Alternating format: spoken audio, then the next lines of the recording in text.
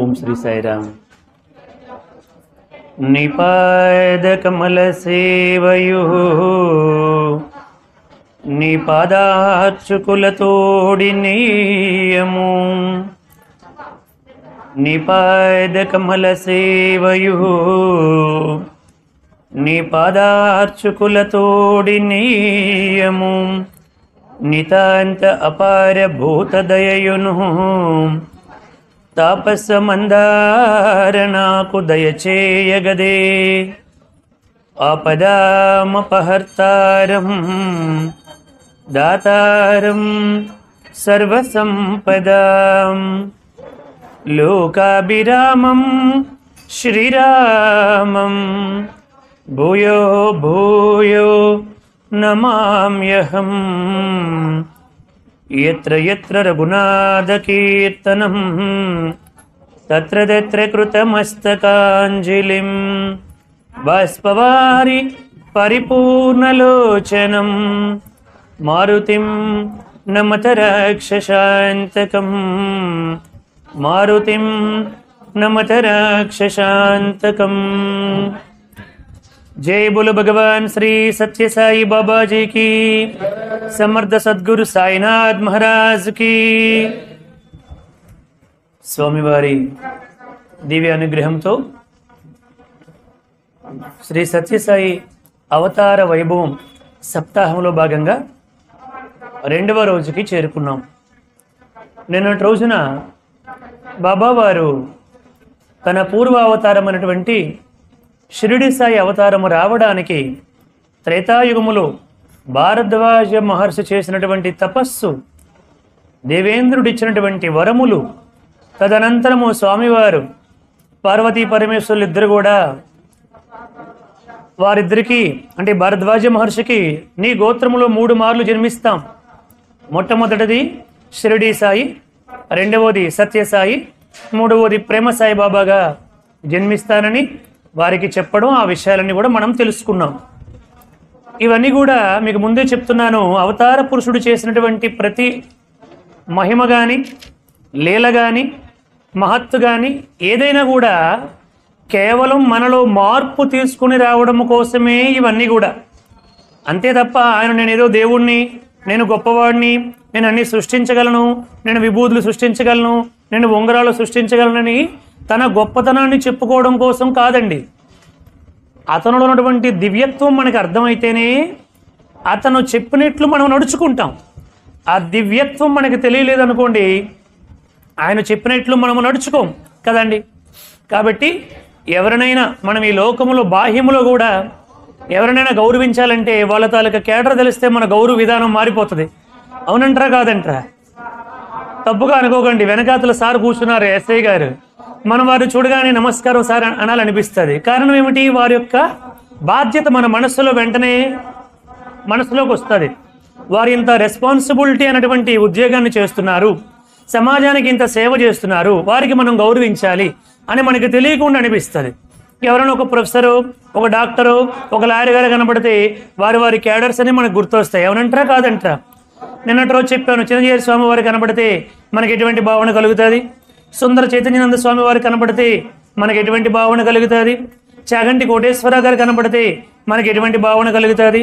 గరికపాటి నరసింహారావు గారు కనబడితే మనకి ఎటువంటి భావన కలుగుతుంది? ఇవన్నీ ఫ్రాక్షన్ ఆఫ్ సెకండ్స్లో మన మనస్సు వాటి వైపు వెళ్ళిపోతుంది కదండి. కారణం ఏమిటి? వాళ్ళ గురించి మనము విన్నాము కాబట్టి, తెలుసుకున్నాం కాబట్టి కలుగుతుంది.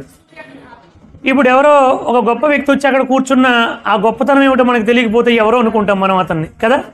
మళ్ళీ ఎవరో వచ్చి ఎవరు అనుకుంటున్నావు ఇతను ఎక్స్ కలెక్టర్ గారు ఇతను అన్నారు అనుకోండి, అమ్మో ఎక్స్ కలెక్టర్ గారా, అయ్యో నాకు తెలియదండి, నమస్కారం అండి అంటాం కదా. మరి అంతకు పూర్వం అదే వ్యక్తి అక్కడ గంట సేపు కూర్చున్నా మనం అతను ఎవరో అనుకొని సామాన్యమైన వ్యక్తి కింద చూస్తాం. అతను ఎవరు అనుకున్నావయ్యా, ఎక్స్ కలెక్టర్ అతను అన్నారు అనుకోండి, మనం వెంటనే మన భావన మారిపోతుంది. అలాగే ఈ భూమి మీదకి అవతార పురుషుడు వచ్చినప్పుడు ఆ దివ్య శక్తి ఏమిటో, ఆ అవతార తత్వం ఏమిటో, ఆయన ఎటువంటి కార్యక్రమాలు చేశారో, ఎటువంటి మహిమలు చూపారో మనకి తెలిస్తే మనలో కలిగే భావన ఒకలాగా ఉంటుంది. అది తెలియకపోతే మనలో కలిగే భావన ఒకలా ఉంటుంది. అది అందుకోసమని మనము ఈ 7 రోజులు కూడా స్వామివారి యొక్క దివ్య వైభవాన్ని తెలుసుకోవడం కోసం ప్రయత్నం చేస్తున్నాం. నిన్నటి రోజున మనం స్వామివారి జననం వరకు చెప్పుకున్నాం. ఒక 2-3 మహిమలు కూడా చెప్పుకున్నాం. స్వామివారు 1926వ సంవత్సరము నవంబర్ 23వ తేదీ కార్తీక సోమవారము ఉదయం 5:06 సత్యసాయి పరమాత్ముడు ఈశ్వరమ్మ పెదవెంకమరాజు పుణ్య దంపతులకు అష్టమ గర్భములో జన్మించారు. పుట్టపర్తి అనేటువంటి ఒక చిన్న పల్లెలో. అటువంటి స్వామి 1931 అంటే 5 సంవత్సరాల వయసు వచ్చేసరికి బాబాగారు పండరీ భజన ఏర్పాటు చేశారు. అంటే చిన్నపిల్లలందరితో కలిసి విఠాల విఠాల పాండురంగ విఠాల అంటూ పాండురంగడి యొక్క నామస్మరణ చేసుకుంటూ ఆ ఊర్లో అందరికీ కూడా భజన నేర్పించారు బాబావారు. ఈ భజన ఏ స్థాయికి వెళ్ళిందంటే ఆ రోజుల్లో కలరా వ్యాధి చాలా తీవ్రంగా ఇబ్బంది కలిగిస్తూ ఉండేది. ఇప్పుడు స్వామివారిని ఆ మిగతా గ్రామాల వాళ్ళందరూ కూడా వచ్చి ఈ భజన బృందాన్ని అక్కడికి తీసుకుని వెళ్తే స్వామివారు ఆ ఊరంతా కూడా నగర సంకీర్తనలాగా భజన పాడుకుంటూ ఈ పిల్లలతో తిరిగితే ఆ ఊరిలో ఉన్నటువంటి కలరా వ్యాధి అంతా పోతూ వచ్చేది అన్నమాట. అలా స్వామివారు తన మహత్యాన్ని చూపించారు. చుట్టుపక్కల పల్లెల వాళ్ళందరూ కూడా స్వామివారిని తీసుకుంటూ వెళ్ళేవారు అన్నమాట. బాలబాబా అనుకుంటూ. ఇలా స్వామివారు బాల్యములో అనేక రకాలైనటువంటి మహిమలు చూపించారు. బాబావారి విద్యాభ్యాసం మొట్టమొదట పుట్టపర్తి, తర్వాత బుక్కపట్టణము, తర్వాత కమలాపురము, ఆఖరిలో ఉరవకొండలో స్వామివారు చదువుకున్నారు. 4 ప్రదేశాల్లో స్వామివారు చదువుకున్నారు. ఎంత చదువుకున్నారు స్వామి? 8th క్లాస్ డిస్కంటిన్యూ, 8వ తరగతి పూర్తి చేయలే సాయిబాబా గారు. కానీ ప్రపంచంలో మేధావులందరూ కూడా అత్యంత చదువులు చదువుకున్నటువంటి వాళ్ళు, రాష్ట్రపతులు, ప్రపంచంలో అనేక దేశాలు వెళ్ళినటువంటి ప్రధానమంత్రులు, గొప్ప గొప్ప పారిశ్రామికవేత్తలు, విద్యావేత్తలు, రాజకీయ నాయకులు, ఆర్థిక సామాజిక రాజకీయ అన్ని రంగాల్లో కూడా పేరు ప్రఖ్యాతులు పొందినటువంటి వాళ్ళందరూ కూడా సైంటిస్టులు, అబ్దుల్ కలాం గారు లాంటి సైంటిస్టులు కూడా బాబా గారి దగ్గరికి వచ్చి వారి యొక్క దివ్య అనుగ్రహాన్ని పొందినటువంటి ధన్యజీవులు వీళ్ళందరూ కూడా. అటువంటి స్వామి 1936లో బాలబాబాగా మొట్టమొదటిసారి అందరూ కూడా స్వామిని ఊరేగింపుగా భద్రాచలానికి తీసుకుని వెళ్ళారు. 1936 అంటే అప్పుడు స్వామికి ఎన్ని సంవత్సరాలండి? 11 సంవత్సరాలు. ఒకసారి ఊహించండి, ఎవరైనా ఒక 11 సంవత్సరాల పిల్లవాడిని చూడండి. ఆ 11 సంవత్సరాల పిల్లవాడిని భగవంతుడు అని అంటే ఎట్లా ఉంటుందో ఒకసారి ఊహించండి. ఆ పిల్లవాడిని భద్రాచలానికి తీసుకుని వెళ్ళారు అక్కడ ఉన్నటువంటి భక్తులందరూ కూడా. తర్వాత స్వామివారు 1938లో జూలై నెలలో కమలాపురం నుండి 9 మైళ్ళు నడుచుకుని పుష్పగిరి, మనకి ఇక్కడ ఉన్నటువంటి పుష్పగిరి తిరునాళ్ళలో సేవ చేయడానికి వచ్చారు బాబాగారు. భగవంతుడి అవతారం ఎత్తి అతను కూడా ఒక సామాన్య మానవుడు వలె అక్కడ అనేక రకాలైనటువంటి సేవా కార్యక్రమాలన్నీ కూడా అందరికీ మంచినీళ్ళు ఇవ్వడము, అందరినీ లైన్లో పెట్టడము, ఎవరైనా చెప్పులు ఎక్కడంటే అక్కడ పెట్టేస్తే వాటన్నింటినీ స్టాండ్లో పెట్టించడము, ఎవరైనా తప్పిపోతే ఆ పిల్లల్ని వాళ్ళకి అప్పచెప్పడము, ఇలా ప్రసాదాలు పంచడము, ఇలా అనేక రకాలైనటువంటి సేవా కార్యక్రమాలు బాబావారు స్వయంగా చేసి చూపించారన్నమాట ఈ లోకానికి. స్వామి ఉరవకొండలో చదువుకునేటప్పుడు, కమలాపురంలో చదువుకునేటప్పుడే కొంచెం నీళ్ళకి చాలా ఇబ్బంది ఉంటే కావిడితో నీళ్లు మోసుకొని తీసుకొచ్చేవారు అన్నమాట వాళ్ళ ఇంటికి. అలా తీసుకొచ్చినప్పుడు ఆ చిన్న వయసులో కావిడి మోస్తే ఇక్కడంతా కూడా కందిపోయేది. అప్పుడు ఈశ్వరమ్మ గారు ఒకసారి స్వామికి స్నానం చేయించడానికి బట్టలు ఇప్పితే ఆ తల్లి చూసింది ఇదంతా కందిపోవడం. ఏమిటినైనా ఇదంతా కందిపోయింది అంటే, ఏమీ లేదమ్మా, అక్కడ నీళ్ళకి కొంచెం ఇబ్బంది ఎక్కువ, అందుకోసం అని చెప్పి నేను ప్రతిరోజు కూడా స్కూల్కి వెళ్ళే ముందు ఒక 2 కడవల నీళ్లు కావిడితో మోసుకొని వచ్చి అక్కడ వదిన గారికి అన్నగారికి సహాయం చేసేవాడిని అని చెప్పారు. అప్పుడు తల్లి మనసు కదా, ఏమిటి నిన్ను చదువుకోవడానికి అక్కడికి పంపిస్తే మీ అన్నీ శేషమరాజు నీతో నీళ్లు మోయిస్తున్నాడా అని చెప్పంటే, అమ్మా ఈ సాయిబాబా సేవ చేయించుకోవడానికి రాలేదమ్మా, సేవ చేయడానికే ఈ అవతారం వచ్చిందని చెప్పారు సాయిబాబా గారు. అంత చిన్నప్పుడే, తన 12వ ఏట, నేను సేవ చేయించుకోవడానికి రాలేదమ్మా, సేవ చేయడానికే ఈ అవతారం వచ్చింది అని చెప్పారు బాబావారు. అలా కమలాపురంలో డబ్బులు లేకపోతే 9 మైళ్ళు నడుచుకుని వెళ్ళారు. కమలాపురం నుంచి పుష్పగిరి తిరునాళ్ళకి స్వామి ఎవరి దగ్గర సహాయం తీసుకోకుండా నేను వస్తాను పదండి మీరు అని చెప్పి వాళ్ళందరూ బండ్లలో, జట్కా బండ్లు అట్లా వెళ్తే స్వామి నడుచుకుని వచ్చారన్నమాట. వచ్చి అక్కడ సేవ చేశారు. తర్వాత ఒకసారి 1938లో కొంతమంది స్నేహితులతో కలిసి స్వామివారు కమలాపురం ఆ రైల్వే స్టేషన్ ప్రాంతంలో విహరిస్తూ ఉన్నారు. అప్పుడు ఆ రైలు బండిలో నుంచి ఒక ఫారినర్ వచ్చి స్వామివారిని చూసి అలా నమస్కారం చేసుకుంటూ కన్నీరు కార్చుకుంటూ ఉండిపోయాడు. అతడు ఎవరంటే పోలాండ్లో పుట్టి రష్యాలో పెరిగినటువంటి వుల్ఫ్ మెస్సింగ్ అనేటువంటి అతీంద్రియ శక్తులు ఉన్నటువంటి వాడు మాట. అతను గొప్ప దివ్య శక్తులు ఉన్నటువంటి వాడు. స్వామి చెప్పారు తర్వాత భవిష్యత్తులో పెరిగి పెద్ద అయిన తర్వాత, నేను దేవుడిని అని మొట్టమొదట గ్రహించినటువంటి విదేశీయుడు ఎవరంటే వుల్ఫ్ మెస్సింగ్ అని చెప్పారు బాబావారు. ఇది ఎప్పుడు జరిగిందండి? 1938వ సంవత్సరంలో జరిగింది. తర్వాత ఉరవకొండలో స్వామివారు చదువుకునేటప్పుడు అనేక నాటికలు కూడా రాశారు స్వామి. చెప్పినట్లు చేస్తారా, భక్త ప్రహ్లాద, పారిజాతాపహరణము అంటూ అనేక నాటికలు కూడా రాశారు స్వామి. ఒకసారి ఋష్యేంద్రమని అనేటువంటి ఒక మహా నృత్యగత్తి, గొప్ప నాట్యం చేసినటువంటి ఆవిడ కొన్ని కారణాల వల్ల రాలేకపోతే బాబాగారే ఆ 13 సంవత్సరాల ప్రాయంలో అతడే ఋష్యేంద్రమణిగా ఒక స్త్రీగా చీరగట్టుకొని రవిక వేసుకొని నృత్యం చేసి ఆ ప్రోగ్రాము భంగపాటు కలగకుండా స్వామివారి ఆ కార్యక్రమాన్ని కూడా చేశారు. అప్పుడు కలెక్టర్ గారు వచ్చి స్వామివారికి బంగారు మెడలు వేశారన్నమాట. అలా స్వామివారు అందరినీ కూడా మెప్పించారన్నమాట చిన్నప్పుడే. తర్వాత స్వామివారికి 1940 మార్చి 8వ తేదీ నాడు ఒక తేలు కుట్టింది. అది చాలా భయంకరమైనటువంటి తేలు వల్ల స్వామికి చాలా ఒక 24 గంటల పాటు పూర్తిగా స్పృహలోకి రాలేదు. ఆ తర్వాత స్వామికి స్పృహ వచ్చింది. ఆ తేలు కుట్టిన తర్వాత స్వామిలో బాహ్యంగా మనకు అర్థం అవ్వడానికి విపరీతమైనటువంటి మార్పు వచ్చేసింది. గొప్ప గొప్ప వేదాంత విషయాలను కూడా మాట్లాడేవారు. క్రమేపీ స్వామివారు బాబా గారు ఉన్నటువంటి స్థాయికి అభివృద్ధి చెందుతూ వచ్చారు. కొన్నాళ్ళ తర్వాత ఈ ఉపన్యాసాన్ని ఒక మహాభక్తుడు చెప్పాడన్నమాట స్వామివారి ముందు పుట్టపర్తిలో. స్వామివారికి చిన్నప్పుడు 1940వ సంవత్సరంలో మార్చి 8న తేలు కుట్టింది. ఆ తేలు కుట్టిన తర్వాత బాబా గారిలో విపరీతమైనటువంటి మార్పులన్నీ కూడా వచ్చాయి అని అన్నారు. అప్పుడు స్వామి అన్నారు, చాలా సంతోషం, నువ్వు కూడా వెళ్ళి ఒక 10 తేలుతో కుట్టించుకో, నీలో ఎంత మార్పు వస్తుందో చూస్తానన్నారు స్వామి. అంటే తేలు కుట్టడం వల్ల మార్పు రావడం కాదు, అది ఒక మిష మాత్రమే అంతే అని చెప్పారు స్వామి. తర్వాత స్వామివారు ఇలా తనలో తానే మాట్లాడుకోవడము, అనేక రకాల వస్తువులను సృష్టించడము, ఎక్కడెక్కడో జరుగుతున్నటువంటి విషయాలను ఇక్కడ కూర్చొని చెప్పడము. ఒక 13 సంవత్సరాల బాలుడు ఇలా చెబుతూ ఉంటే ఆ తల్లిదండ్రులకి ఏం చేయాలో అర్థం కావట్లేదు. ఆయన చెబుతున్న విషయాలు ఈయనకి అర్థం కావటం లేదు.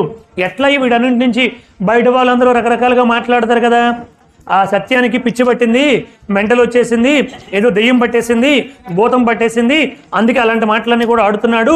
ఆ దెయ్యం వల్ల అతనికి ఆ శక్తులు వచ్చాయి, ఆ భూతం వల్ల అతనికి ఆ శక్తులు వచ్చాయి, ఆ చిన్నపిల్లడికి వచ్చిన శక్తులు కాదు అని రకరకాలుగా మాట్లాడితే ఆ తల్లిదండ్రులు భరించలేక పుట్టపర్తి నుంచి కదిరి తీసుకొని వచ్చారు. కదిరిలో ఒక భూత వైద్యుడు ఉంటే ఆ భూత వైద్యుడి దగ్గరికి ఎద్దుల బండిలో తీసుకొని వచ్చారు. వాడు ఎలా ఉన్నాడంటే వాడే ఒక పెద్ద భూతంలాగా ఉన్నాడు. ఆ భూత వైద్యుడు వాడు పెద్ద పెద్ద ఇవన్నీ కూడా పెట్టుకొని భయంకరమైనటువంటి ఆకృతితో అన్నీ కూడా పెట్టుకొని స్వామివారిని వేప రొమ్మలతో కొట్టడం మొదలుపెట్టాడు. ఏ భూతమా, ఎంత పెద్ద భూతమైనా నా దగ్గర పారిపోవలసిందే అంటూ కొట్టడం మొదలుపెట్టాడు.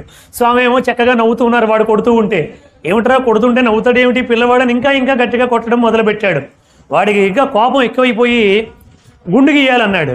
ఇంకా అక్కడికి వెళ్ళిన తర్వాత చేసేది ఏం లేదు కదా, స్వామికి గుండు గీశారు. కత్తితో స్వామికి గుండు మీద ఘాట్లు పెట్టాడండి, రక్తం వచ్చినట్టుగా ఘాట్లు పెట్టి అందులో నిమ్మకాయలు పిండాడు. అన్ని స్వామి చెప్పారు తర్వాత కాలంలో, చూడండిరా నేను భగవంతుణ్ణని ఇప్పుడు మీకు తెలిసింది కదా, కానీ నాకు అప్పుడే తెలుసు నేను భగవంతుణ్ణని. కానీ మీలో మార్పు తీసుకుని రావడానికి, మీకు భక్తిని బోధించడానికి, మీకు జ్ఞానాన్ని బోధించడానికి ఈ అవతార పురుషుడు అన్ని కష్టాలు పడ్డాడురా అని చెప్పారు సాయిబాబా వారు. చూడండి ఎంత కష్టం అండి. గుండు గీసి కత్తితో ఘాట్లు పెట్టి రక్తం కారిపోతూ ఉంటే దాంట్లో నిమ్మకాయలు పిండి 108 కడవల నీళ్లు పోసారు దానిపైన, స్వామి పైన. అప్పుడు రాత్రి మీద వాళ్ళ అక్క వెంకమ్మ పార్వతమ్మ, బాబోయ్ ఇలా ఉంటే వీడు మా తమ్ముడిని చంపేసేలాగా ఉన్నాడని చెప్పి ఎవరికి చెప్పా పెట్టకుండా రాత్రి మీద తీసుకొని పుట్టపర్తికి వెళ్ళిపోయారన్నమాట. స్వామి అన్ని ఇబ్బందులు పడ్డారు. తర్వాత 1940 మే 23వ తేదీ నాడు స్వామివారి నాన్నగారు పెద్ద వెంకమ్మరాజు గారు, వీడు రోజు రోజుకి ఇంకా పెరిగిపోతుంది, ఈ అద్భుతాలన్నీ పెరిగిపోతున్నాయి, ఈ వేదాంతం అంతా పెరిగిపోతుందని చాలా కోపం వచ్చేసి స్వామిని గట్టిగా ఈడ్చుకొని వచ్చి అక్కడ ఒక కర్ర ఉంటే కర్ర తీసుకొని, చిన్న పిల్లవాడు కదా 13 సంవత్సరాల పిల్లవాడు, ఒక కర్ర తీసుకొచ్చి నిజం చెప్పు, నువ్వు ఏ దెయ్యానివి భూతానివా, ఎక్కడి నుంచి వచ్చావో చెప్పు, ఎందుకోసం వచ్చావో చెప్పు అని గట్టిగా కర్ర పట్టుకొని కొట్టడానికి సిద్ధపడ్డాడు. అప్పుడు స్వామి అన్నారు, నేనెవరో నీకు తెలియదా, మీ వెంకావదూత వచ్చి కొండమరాజు గారికి ఈ విషయాలని కూడా చెప్పలేదా? భూదేవి ఏడుస్తూ ఉందని వెంకావదూత ఆనాడు చెప్పాడు కదా, నారాయణుడే మీ యొక్క గర్భములో రత్నాకర వంశంలో జన్మించబోతున్నాడయ్యా అని చెప్పాడు కదా అనేసరికి ఆశ్చర్యపోయాడు పెద్ద వెంకమరాజు. అక్కడ భక్తులందరూ అప్పటికే స్వామివారికి చాలామంది భక్తులు ఉన్నారు. అంటే రకరకాల కష్టాల్లో ఉన్నవాళ్ళు, బాధల్లో ఉండేవాళ్ళు అందరూ కూడా స్వామివారి దగ్గరికి వచ్చేవారు. మాకు ఇలా ఎందుకు అయ్యిందో చెప్పండి, ఈ అనారోగ్యం ఎందుకు వచ్చిందో చెప్పండి, ఈ ఆపద ఎందుకు వచ్చిందో చెప్పండి, ఈ సమస్య ఎందుకు వచ్చిందో చెప్పండి అని అడగడానికి చాలామంది భక్తులు వచ్చేవారు. ఒక భక్తుడి దగ్గర కొన్ని పువ్వులు తీసుకొని స్వామివారు ఇలా ఇసిరేరండి. ఆ పువ్వులు వెళ్ళి సాయిబాబా అని పడ్డాయి. నేను ఎవరో అడిగేవు కదా, అదిగో అని చెప్పారు స్వామి. ఏమని పడింది? సాయిబాబా అన్నటువంటి అక్షరాలుగా మారిపోయింది. దానినే మనకి ఇప్పుడు అర్థం అవ్వడానికి చైతన్య జ్యోతి మ్యూజియంలో పెట్టారన్నమాట. మొన్న మీరు అందరూ పుట్టపర్తికి వచ్చినప్పుడు అవన్నీ కూడా చూసి ఉండి ఉంటారు. అలా స్వామి 1940 మే 23వ తేదీ నాడు నేను సాయిబాబాని మల్లెపూల ద్వారా ఇసిరి చూపించారు. తర్వాత కాలంలో చెప్పారు ఆ మల్లెపూలే ఇసరడానికి కూడా కారణాన్ని చెప్పారు స్వామి. ఏమిటి స్వామి, మల్లెపూలు ఇసరడానికి కూడా కారణం ఉందా అని భక్తులందరూ చూస్తూ ఉంటే, అలనాడు షిరిడి సాయిబాబా వారి అవతారము మల్లెపూలతోనే ముగించబడింది. షిరిడి సాయిబాబా గారు దేహాన్ని విడిచిపెడుతూ నా దేహాన్ని మల్లి పువ్వులతో కప్పట్టండి అని చెప్పారన్నమాట. సో ఆ అవతారము మల్లి పువ్వులతో కప్పబడింది కాబట్టి ఈ అవతార ప్రకటన మల్లి పువ్వులతోనే చేశానని చెప్పారు సాయిబాబా గారు. చూడండి, అంటే ప్రతి చర్య వెనకాతల మనకి తెలియకుండా వెనకాతల చాలా పెద్ద అంతరార్థం ఉంటుంది అన్నమాట. అలా స్వామివారు 1940లోనే అక్టోబర్ ప్రాంతంలో ఒక మహత్తు చేశారు. అదేమిటంటే బళ్ళారి మున్సిపల్ చైర్మన్ శ్రీ రామరాజు గారికి కలలో కనిపించారు. కలలో కనిపించి ఇక్కడ దివ్యపాలుడుగా నేను ఉన్నాను, ఉరవకొండలో ఉన్నాను అని చెప్పి స్వామివారు చెప్పారు. ఆ ఇద్దరు భార్యాభర్తలు ఇద్దరికి ఒకేసారి బాబా గారు కల్లోనికి వెళ్ళారు. ఆ ఇద్దరు భార్యాభర్తలు ఇద్దరు కూడా తెల్లవారు లేచిన వెంటనే బయలుదేరి ఉరవకొండకు వచ్చారు. శేషమరాజు గారి దగ్గరికి వచ్చి, శేషమరాజు గారు మీ యొక్క బాలుడు చాలా దివ్య బాలుడు, మీరు అనుకున్నట్లు అతను మీ తమ్ముడు కాదు, అతడు చాలా గొప్పవాడు, కాబట్టి మీరేం అనుకోకపోతే మాతో పాటు అతను తీసుకొని వెళ్తాము, అనుమతించండి అని ప్రార్థన చేశారు ఆ స్వామివారి అన్నగారైనటువంటి శేషమరాజు గారికి. ఎవరండి? బళ్ళారి మున్సిపల్ చైర్మన్ శ్రీ రామరాజు గారు. అప్పుడు బాబా గారు వాళ్ళు అనుకున్నారు, సరేలే ఏదైనా కొంచెం కొత్త ప్రదేశానికి తీసుకుని వెళ్తే కొంచెం వీటిలో ఏమైనా మార్పు వస్తుందేమో, తీసుకుని వెళ్దామని చెప్పి, సరేనండి మీరు పెద్దవాళ్ళు అంతగా అడుగుతూ ఉంటే కాదంటామా, తప్పకుండా వస్తామండి అని చెప్పి అన్నారు. అలా స్వామివారు ఆ బళ్ళారి మున్సిపల్ చైర్మన్ గారు వారి ఆహ్వానం మేరకు మొట్టమొదట హోస్పేటకు వెళ్ళారు. అక్కడి నుంచి అందరూ కలిసి కొద్ది రోజులు అక్కడ ఉండి అక్కడి నుంచి హంపి విరూపాక్ష స్వామి వారి యొక్క దేవాలయాన్ని దర్శించడానికి అందరూ కలిసి వెళ్ళారు. ఆ దేవాలయానికి వెళ్ళగానే, అది శివాలయము, హంపిలో విరూపాక్ష దేవాలయము. అక్కడికి వెళ్ళగానే అంతవరకు స్వామి బాగానే వెళ్ళారు. అక్కడికి వెళ్ళగానే ఏమన్నారంటే, నేను లోపలికి రాను, మీరు వెళ్ళండి అన్నారు స్వామి. దర్శనం ఎవరైనా గుడికి వచ్చి దర్శనంకి రాకుండా ఉంటారా? బాబా గారు ఏమన్నారు, నేను లోపలికి రాను, మీరే వెళ్ళండి అని అన్నారు. అంటే వాళ్ళందరూ బ్రతమాలారు, లేదు లోపలికి వచ్చి దర్శనం చేసుకోమని చెప్పంటే, లేదు లేదు నేను ఇక్కడే ఉంటాను, మీరు లోపలికి వెళ్ళండి అనేసారు సాయిబాబా గారు. వారు అన్నయ్య గారు చెప్పాను కదండి, వీడు ఎవడి మాట వినండి, వీడు చిన్నప్పటి నుంచి ఇంతేనండి అని ఆ సామాన్లన్నీ అక్కడ పెట్టేసి, ఈ సామాన్లు బాగా జాగ్రత్తగా చూసుకుంటాను, తప్పకుండా ఈ సామాన్లన్నీ నేను బాగా చూసుకుంటానని చెప్పారు. వీళ్ళందరూ కూడా లోపలికి వెళ్ళారు. ఎవరు? ఆ యొక్క మున్సిపల్ చైర్మన్ రామరాజు గారు, స్వామితో వచ్చినటువంటి వాళ్ళ అన్నయ్య గారు, వదిన గారు, మరి కొంతమంది భక్తులు, బళ్ళారిలో ఉన్నటువంటి కొంతమంది భక్తులు అందరూ కలిసి లోపలికి వెళ్ళారు. వెళ్తే ఆశ్చర్యంగా విరూపాక్ష స్వామి వారి యొక్క ఆ శివలింగం ప్రదేశంలో బయట కూర్చున్నటువంటి సత్యనారాయణరాజు సాయిబాబా గారు ప్రత్యక్షమయ్యారు. ఇదేమిట్రా, ఈ శివాలయంలో శివలింగం ఉన్నటువంటి ప్రదేశంలోనికి వీడెలాగ వచ్చాడు, వెనకాత నుంచి ఏమైనా దారి ఉందా ఏమిటా, వెనక నుంచి వచ్చేసాడు ఏమిటో అనుకున్నాడు స్వామివారి అన్నయ్య అయినటువంటి శేషమరాజు గారు. అలా అనుకుని బయటకు వచ్చి చూశాడు. బయటకు వచ్చి చూస్తే స్వామి ఇక్కడే సామాన్ల దగ్గర కాపలాగా కూర్చొని అలా ఆనందంగా ఇలా చేతులు ఊపుకుంటూ అలా ఉన్నారు స్వామి. లోపలికి మళ్ళీ వెళ్ళి చూశారు, మరలా శివలింగం ప్రదేశంలో స్వామి ఉన్నారు. మరలా బయటకు వచ్చారు, మరలా లోపలికి వెళ్ళారు. ఎన్నిసార్లు చూసినా స్వామి అక్కడ ఉన్నారు, ఇక్కడ ఉన్నారు. అప్పుడు అక్కడ ఉన్నటువంటి వాళ్ళందరూ, శేషమరాజు గారు మీరు మీ తమ్ముడిని మీ తమ్ముడు అనుకుంటున్నారండి, మీ తమ్ముడు కాదండి, సాక్షాత్తు దైవం యొక్క అంశ అండి అని చెప్పారు. అప్పుడు శేషమరాజు గారికి కొంచెం అర్థమైంది బాబా గారి యొక్క మహత్యం ఏమిటో. దాన్నే మనం పాటల్లో ఏమని పాడుతున్నాము, అక్కడ ఉండే సాయేశ్వరుడే ఇక్కడ ఉన్నాడు.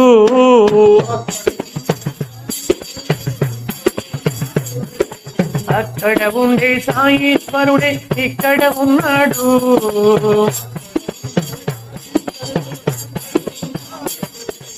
అక్కడ ఇక్కడ ఎక్కడ చూసిన తానై ఉన్నాడు.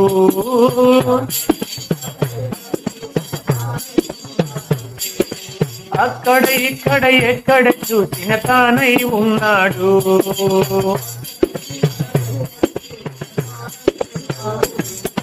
తల్లి తండ్రి గురువు దైవం సత్య సాయి బాబా.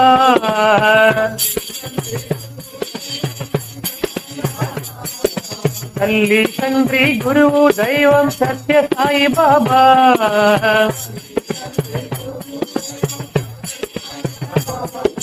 చల్లని చూపుల మెల్లని నడకల సత్య సాయి బాబా.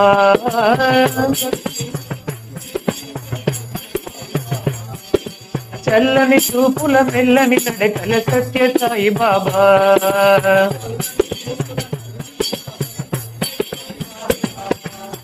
అక్కడ ఉండే సాయేశ్వరుడే ఇక్కడ ఉన్నాడు అంటూ మనందరం కూడా భజనలో స్వామివారిని పాడుతూ ఉంటాం అన్నమాట. ఎందుకంటే అక్కడ ఉండి ఇక్కడ ఉండి వాళ్ళందరికీ ఆ మహత్యాన్ని చిన్నప్పుడే తన 14వ ఏటే స్వామివారు చూపించారు.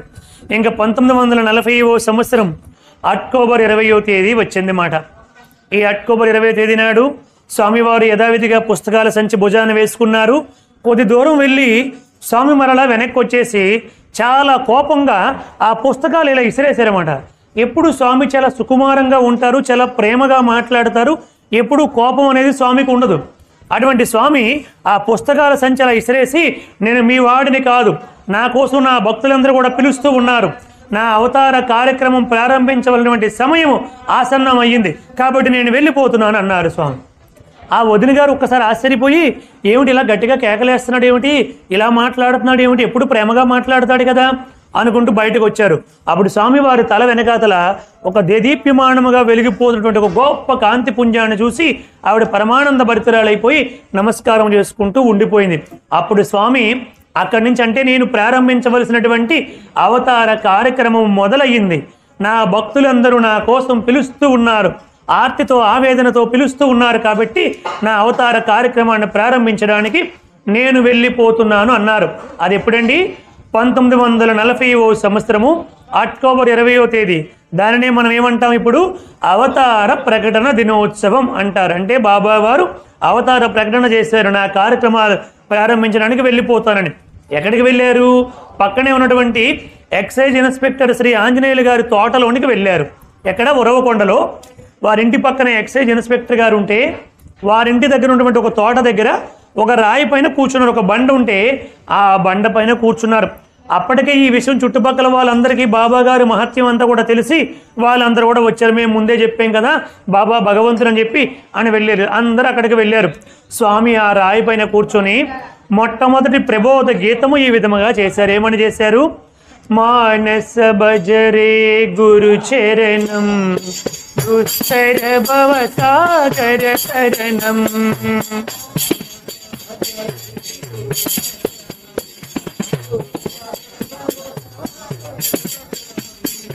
गुरु महाराज गुरु जय जय,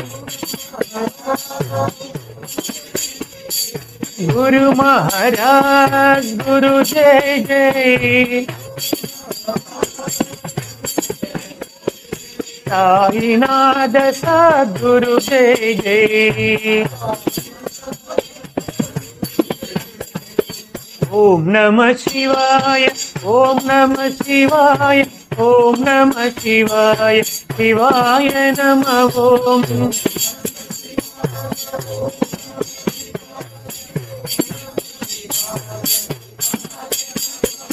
ओम नमः शिवाय, ओम नमः शिवाय, ओम नमः शिवाय, शिवाय नमः ओम।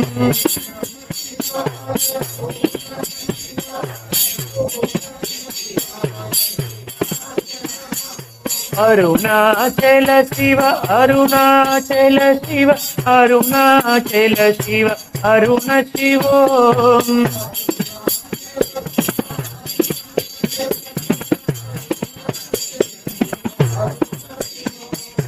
అరుణాచల శివ అరుణాచల శివ అరుణాచల శివ అరుణ శివోం.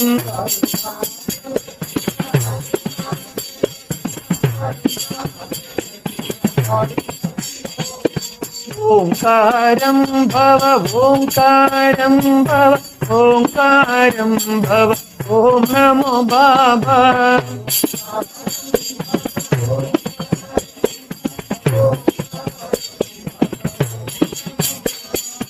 ఓంకారం భవ ఓంకారం భవ ఓంకారం భవ ఓం నమో బాబా.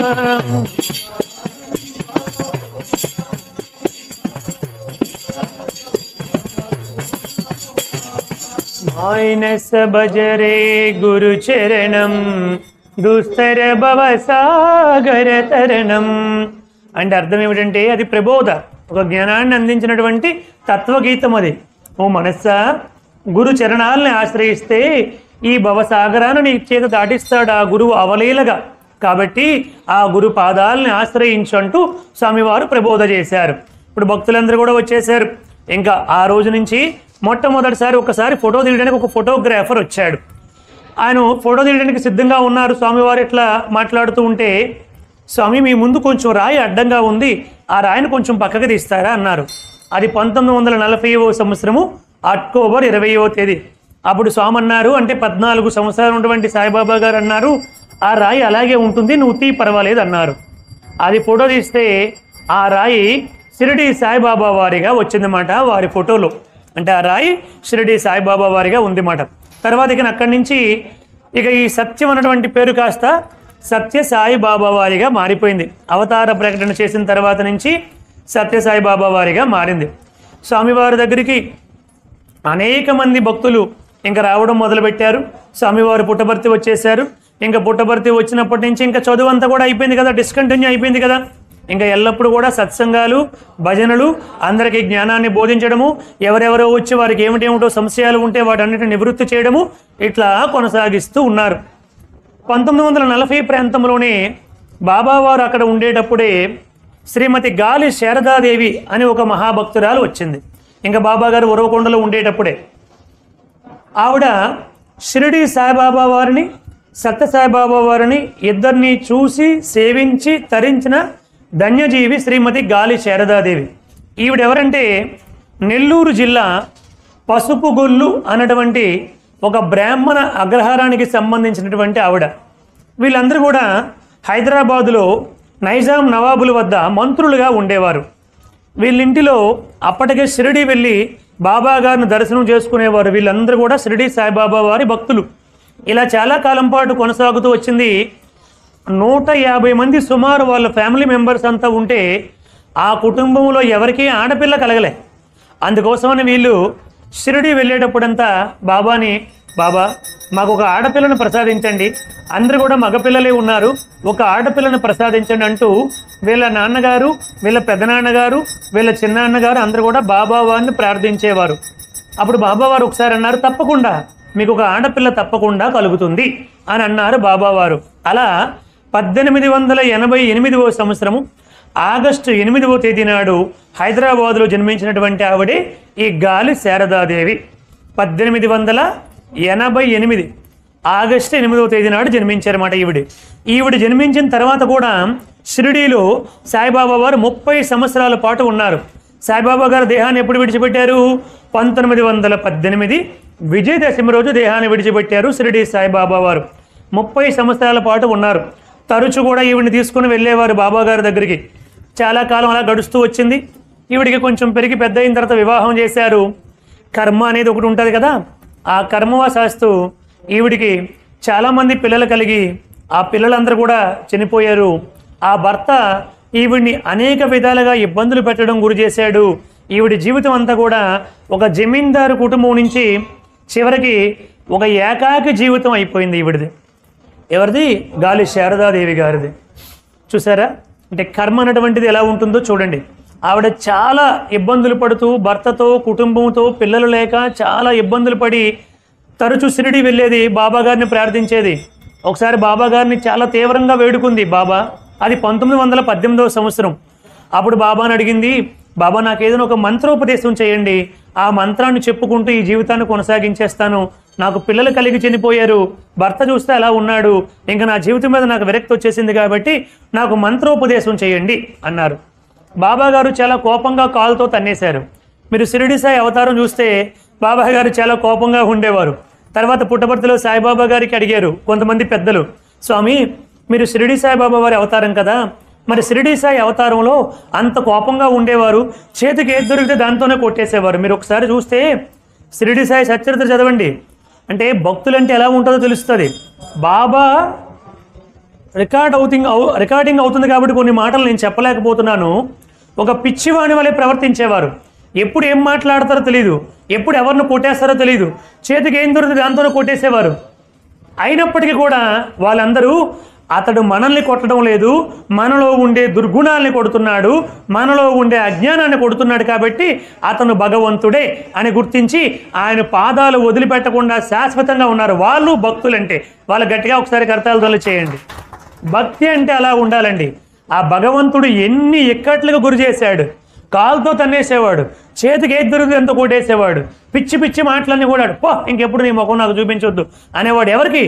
మహాభక్తులు వాళ్ళందరూ. ఈయనకి అన్ని విధాలుగా శుశ్రూషలు చేసి ఈయనకి ఆహార పదార్థాలన్నీ పెట్టి ఎంతో చేసిన వాళ్ళు కూడా స్వామి ఎంతో తృణీకర భావంతో చూసేవారు. కానీ వాళ్ళు ఏ రోజు కూడా బాబా గారి పట్ల తప్పుగా అనుకోలేదన్నమాట. అది భక్తి అంటే చూడండి. అటువంటిది ఒకసారి బాబా ఈవిడికి అలా మంత్రోపదేశం అంటే ఈ గాలి శారదాదేవికి కాలుతో తన్నేశారు. ఆవిడ ఇంకా చాలా బాధపడుతూ అక్కడ ఉన్నటువంటి షిరిడీలో ఒక తోటలోనికి వెళ్ళి కూర్చొని ఏడుస్తూ కూర్చుంది ఒక చెట్టు కింద. కొద్దిసేపటికి బాబా గారు అక్కడికి వెళ్ళారు. ఏమిటి కోపం వచ్చిందా అని అడిగారు. లేదు స్వామి, నాకు భర్తతో ఇబ్బందులు, బిడ్డలు పుట్టి చనిపోయారు, నా జీవితం అంతా ఇలా నాశనం అయిపోయింది. నేను మీకు ఏమడిగాను స్వామి? ఒక మంత్రం అడిగాను. ఆ మంత్రోపదేశం చేస్తే ఆ మంత్రాన్ని స్మరించుకుంటూ నాకు ఇష్టమైనటువంటి నా తల్లి తండ్రి గురువు దైవము నాకు ఈ మంత్రాన్ని ఇచ్చాడని ఆ మంత్రాన్ని చెప్పుకొని జీవితాన్ని కొనసాగించాలనుకుంటే నువ్వు కూడా నాకు మంత్రోపదేశం చేయటం లేదు స్వామి, అందుకే బాధపడుతున్నానంటే నువ్వేం బాధపడొద్దు, అల్లా మాలిక్ హై అన్నారు. అంతే. చేతిలోనికి ఆ చపాతీ కోవా వచ్చింది, తిను అని స్వామి అన్నారు. అప్పుడు తింటూ ఉంటే, చూడు నీకు ఒక మాట చెబుతాను, నేను అతి తొందరలోనే మరలా ఆంధ్రాలో సాయిబాబా పేరుతో వస్తాను.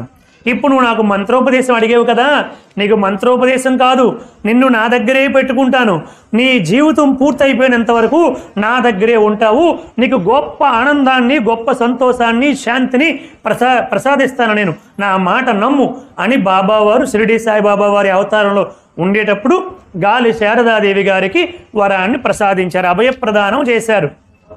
ఆ తర్వాత ఈవిడ కొంతకాలం అయిన తర్వాత ఇంకా ఒక అనాథ శరణాలయాన్ని పెట్టుకుందాము, ఈ బాధలు భరించలేకపోతున్నాము, ఆ చిన్నపిల్లలకైనా సేవ చేసుకుంటానని చెప్పి ఈవిడ ఏం చేసిందంటే అఖిల భారత సాయి సదనం అనే ఒక అనాథ శరణాలయాన్ని పెట్టింది. ఆ రోజుల్లోనే ఒకసారి ఊహించండి, అఖిల భారత సాయి సదనం అని ఒక అనాథ శరణాలయాన్ని పెట్టి గ్రామాలకి వెళ్ళి హరికథలు చెప్పి అక్కడ వాళ్ళు ఇచ్చినటువంటి డబ్బులు తీసుకొచ్చి ఈ అనాథ పిల్లలకి కావాల్సినటువంటి పుస్తకాలు, బట్టలు అన్నీ కొండవన్నీ చేసేదిమాట. అలా అనాథ శరణాలయం నడుపుతూ వచ్చింది. అలా హరికథలు చెప్తూ ఉరవకొండకు వచ్చింది. 1940వ సంవత్సరంలో అక్కడ శివాలయంలో హరికథ చెప్పాలని వచ్చింది. ఆ గ్రామంకి రాగానే ఆ గ్రామంలో ఉండే వాళ్ళందరూ కూడా, అమ్మా మీరు సాయంత్రం హరికథ చెప్తారు, చాలా సంతోషం, కానీ ఇక్కడ ఒక వింత బాలుడు ఉన్నాడు, అతడి పేరు సత్యనారాయణ రాజు, అతడు చేతిలో ఏదైనా సృష్టించగలడు, ఎవరికైనా ఏవైనా చెప్పగలడు, గొప్ప గొప్ప వేదాంత విషయాలను కూడా చెబుతాడు, అతడు సామాన్య బాలుడు కాదమ్మా, దివ్య బాలుడు, చాలా గొప్పవాడు అని అందరూ చెప్పడం మొదలుపెట్టారు ఈ గాలి శారదాదేవికి. ఏమిటిది, 14 సంవత్సరాల బాలుడు వేదాంతాలన్నీ కూడా చెబుతున్నాడా, ఏదైనా సృష్టిస్తున్నాడా, ఎవరి సమస్యలన్నీ కూడా తీర్చేస్తున్నాడా? అయితే ఏమిటబ్బా, చాలా కుతూహలం కలిగి నేను కూడా చూస్తాను, ఆ బాలుడు ఎక్కడ ఉంటాడో తీసుకుని వెళ్ళండి అని అడిగింది. అక్కడ ఉన్నటువంటి వాళ్ళు కొందరు ఆయన శేషమరాజు గారి ఇంటి దగ్గర ఉంటే అక్కడికి తీసుకుని వెళ్ళారు. వెళ్ళేసరికి చాలామంది భక్తులందరూ కూడా కూర్చొని ఉన్నారు. స్వామివారు ఏదో మాట్లాడుతూ ఉన్నారు. ఈవిడ రాగానే స్వామి ఆవిడ వైపు చూసి, చిన్న పిల్లవాడు స్వామి 14 సంవత్సరాల బాలుడు, ఆవిడ వైపు చూసి, గోరి నీకు అప్పుడే చెప్పాను కదా నేను మరలా ఆంధ్రాలో సాయిబాబా పేరుతో వస్తానని, నువ్వేమో ఇప్పుడు వచ్చావు, నేను పుట్టపర్తికి వెళ్తాను, నాతో పాటు పుట్టపర్తికి రా, నీకు అక్కడ అన్ని విషయాలు చెబుతాను అని అన్నారు. ఏమిటి చిన్న పిల్లవాడు ఏమిటి గోరి అని నాకు షిరిడి సాయిబాబా గారు పిలిచినట్టుగా పిలుస్తున్నాడు అని ఈవిడ ఆశ్చర్యపోయి చూస్తూ ఉంటే అప్పుడు బాబా గారు ఆవిడకి నమ్మకాన్ని కలిగించడానికి నాకు 16 రూపాయలు ఇవ్వాలి, ఏమి ఇవ్వలేదు, 16 రూపాయలు ఎప్పుడు ఇస్తావు అని అడిగారు. ఓహో, ఇతను ఖచ్చితంగా షిరిడి సాయిబాబా గారి అవతారమే అని ఆవిడకి అర్థమయ్యి అలా స్వామితో కన్నీళ్లతో అలా ఏడుస్తూ ఉంటే చూస్తూ ఉండిపోయి కనీసం పాద నమస్కారం కూడా చేసుకోలేదు అని అన్నారు బాబావారు. 14 సంవత్సరాల సత్యసాయి బాబా గారు.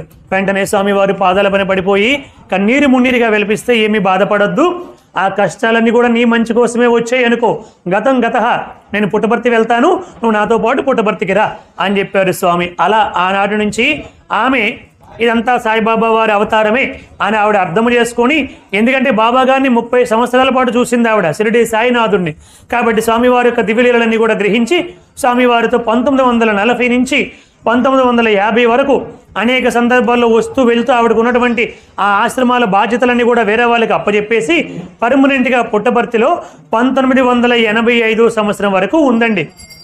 ఆవిడికి 98 సంవత్సరాలు వచ్చినంత వరకు ఉండి శ్రీ సాయిబాబా నా మార్గము నా గమ్యం అనే ఒక పుస్తకాన్ని రచించింది. దాదాపు 400 పేజీలు ఉంటాయి. మీకు ఎవరికైనా ఓపిక ఉంటే అది చదివితే అటు షిరిడి సాయి అవతారము ఇటు సత్యసాయి అవతారము ఏమిటన్నటువంటి విషయాలు తెలుస్తాయన్నమాట. శ్రీ సాయిబాబా నా మార్గము నా గమ్యం అనేటువంటి బుక్ను రచించింది ఈ యొక్క గాలి శారదాదేవి. పుట్టపర్తిలో ఆవిడ పెద్ద బొట్టు పెట్టుకుని ఉండేవారు అన్నమాట. అందుకని అందరూ ఆవిడికి పెద్ద బొట్టు అని పేరు పెట్టేశారన్నమాట. పుట్టపర్తిలో అందరికీ పెద్ద బొట్టు అంటేనే తెలుస్తుంది అన్నమాట. ఆవిడకి అనేకమైనటువంటి దివ్య లీలలని కూడా బాబా గారు చూపించుకుంటూ తన దగ్గరే పెట్టుకున్నారు. చాలా పుస్తకాలు రచించింది, ఎన్నో దివ్య లీలలు చూసింది. ఒకసారి ఉదయాన్నే ఒక చెట్టు కింద కూర్చొని ఓం శ్రీ సాయిరామ్ ఓం శ్రీ సాయిరామ్ అనుకుంటూ చెప్పుకుంటూ ఉంది. బాబా గారు తన రూమ్లో పడుకున్నారు. ఒకసారి బయటకు వచ్చి ఏ దున్నపోతు నన్ను నిద్రపోనేవా అని అడిగారు స్వామి ఈవిడికి. స్వామి నేనేం చేశాను స్వామి, ఇక్కడ కూర్చొని ఓం శ్రీ సాయిరామ్ ఓం శ్రీ సాయిరామ్ అనుకుంటున్నాను, నేను మీకేం ఇబ్బంది కలిగించలేదు కదా అని అడిగింది పెద్ద బొట్టు గారు. అడిగితే అప్పుడు స్వామి అన్నారు, నామాన్ని జపించడం అంటే ఏమిటి, నువ్వు ఓం శ్రీ సాయిరామ్ అంటూ ఉంటే నేను ఇక్కడ ఎలా నిద్రపోతాను, నువ్వు నన్నే కదా స్మరిస్తున్నావు, అందుకే నేను ఇక్కడ తెలివేసి ఉండవలసి వచ్చిందని చెప్పారు బాబావారు. అంటే భగవంతుడి యొక్క నామాన్ని మనము స్మరిస్తే అది భగవంతుడికి చేరుతుంది అని చెప్పడానికి బాబావారు ఆ యొక్క లీలను చేసి చూపించారన్నమాట. తర్వాత బాబావారు ఇలా అనేక మందికి తన దివ్యత్వాన్ని తెలియపరుచుకుంటూ వచ్చారు. తన పూర్వావతారమైనటువంటి షిరిడి సాయి అవతారాన్ని షిరిడీలో కూడా ఆలయం కట్టకముందే విగ్రహం పెట్టకముందే మొట్టమొదటి సాయిబాబా వారే ఆలయాన్ని కట్టించారు. ఎవరు? భగవాన్ శ్రీ సత్యసాయి బాబా వారు. ఎక్కడ? మద్రాసులో గిండి అనేటువంటి ప్రాంతంలో మొట్టమొదటి షిరిడి సాయి విగ్రహాన్ని ప్రతిష్ఠ చేసింది భగవాన్ శ్రీ సత్యసాయి బాబా వారు. రికార్డ్స్ చూసుకోండి, కావాలంటే పుస్తకాలు చదువుకోండి, అక్కడ 54లో పెట్టారు. దానికి ఒక లీల జరిగింది. దానికి వెనకాతల కథ ఏమిటంటే, చెన్నైలో లోకనాథ్ ముద్లియర్ అన్నటువంటి ఒక అతను ఉండేవారు. అతడికి రైల్వే స్టేషన్ దగ్గర గిండి అన్నటువంటి ప్రాంతంలో ఒక పెద్ద స్థలం ఉంది. ఆ స్థలాన్ని ఒక మాంత్రికుడు, అంటే మంత్ర విద్యలని తెలిసినటువంటి ఒక మాంత్రికుడు కబ్జా చేశాడు ఆ స్థలాన్ని. ఈ లోకనాథ ముద్లియార్ గారు, ఒరే బాబు ఈ స్థలం నాదని కాగితాలన్నీ తీసుకుని వచ్చి చూపించి ఆ స్థలం ఖాళీ చేయమంటే అతను ఖాళీ చేయలేదు. చేయకపోతే కోర్టుకు వెళ్ళాడు. కోర్టు ద్వారా తొందరగా గెలుచుకొని అప్పుడు కోర్టు నోటీస్ తీసుకొని వచ్చి పెద్దలందరినీ తీసుకుని వచ్చి బలవంతంగా ఖాళీ చేయించాడు. ఆ క్షుద్ర మాంత్రికుడిని ఖాళీ చేయించాడు. వాడు వెళ్ళిపోతూ నన్ను ఈ స్థలం నుంచి ఖాళీ చేయిస్తున్నావు కదా, నువ్వు పిచ్చివాడు అయిపోదుగాక అని శాపం పెట్టాడు. వాడు అలా వెళ్ళిపోయాడు. మరుసటి రోజు నుంచి ఈ లోకనాథ్ ముద్లియార్ గారికి నిజంగా పిచ్చి వచ్చేసింది. ఇంకా ఇంత డబ్బున్నటువంటి వాడు, ఇంత చదువుకున్నటువంటి వాడు పిచ్చివాడి వలె తిరగడం మొదలుపెట్టాడు, అన్ని ఇసిరేయడం మొదలుపెట్టాడు, పిచ్చి చేష్టలన్నీ చేస్తూ ఉన్నాడు. వాళ్ళ ఇంట్లో వాళ్ళు భార్య, ఆయనకు ఒక కుమార్తె లీలమ్మ ఆవిడ పేరు. ఆవిడ కూడా బాబా గారి భక్తురాలు. తర్వాత సరే వీళ్ళంతా చాలా బాధపడుతూ ఉండారు. ఒక ముక్కలో చెప్పాలంటే ఆయన కట్టేసేవారు అన్నమాట, ఎందుకంటే పిచ్చి వచ్చేసింది కాబట్టి. అలా కొద్ది కాలం పాటు ఆ పిచ్చిని అనుభవిస్తూ ఉన్నాడు. ఒకరోజు అర్ధరాత్రి 2 గంటలప్పుడు ఒక కల వచ్చింది.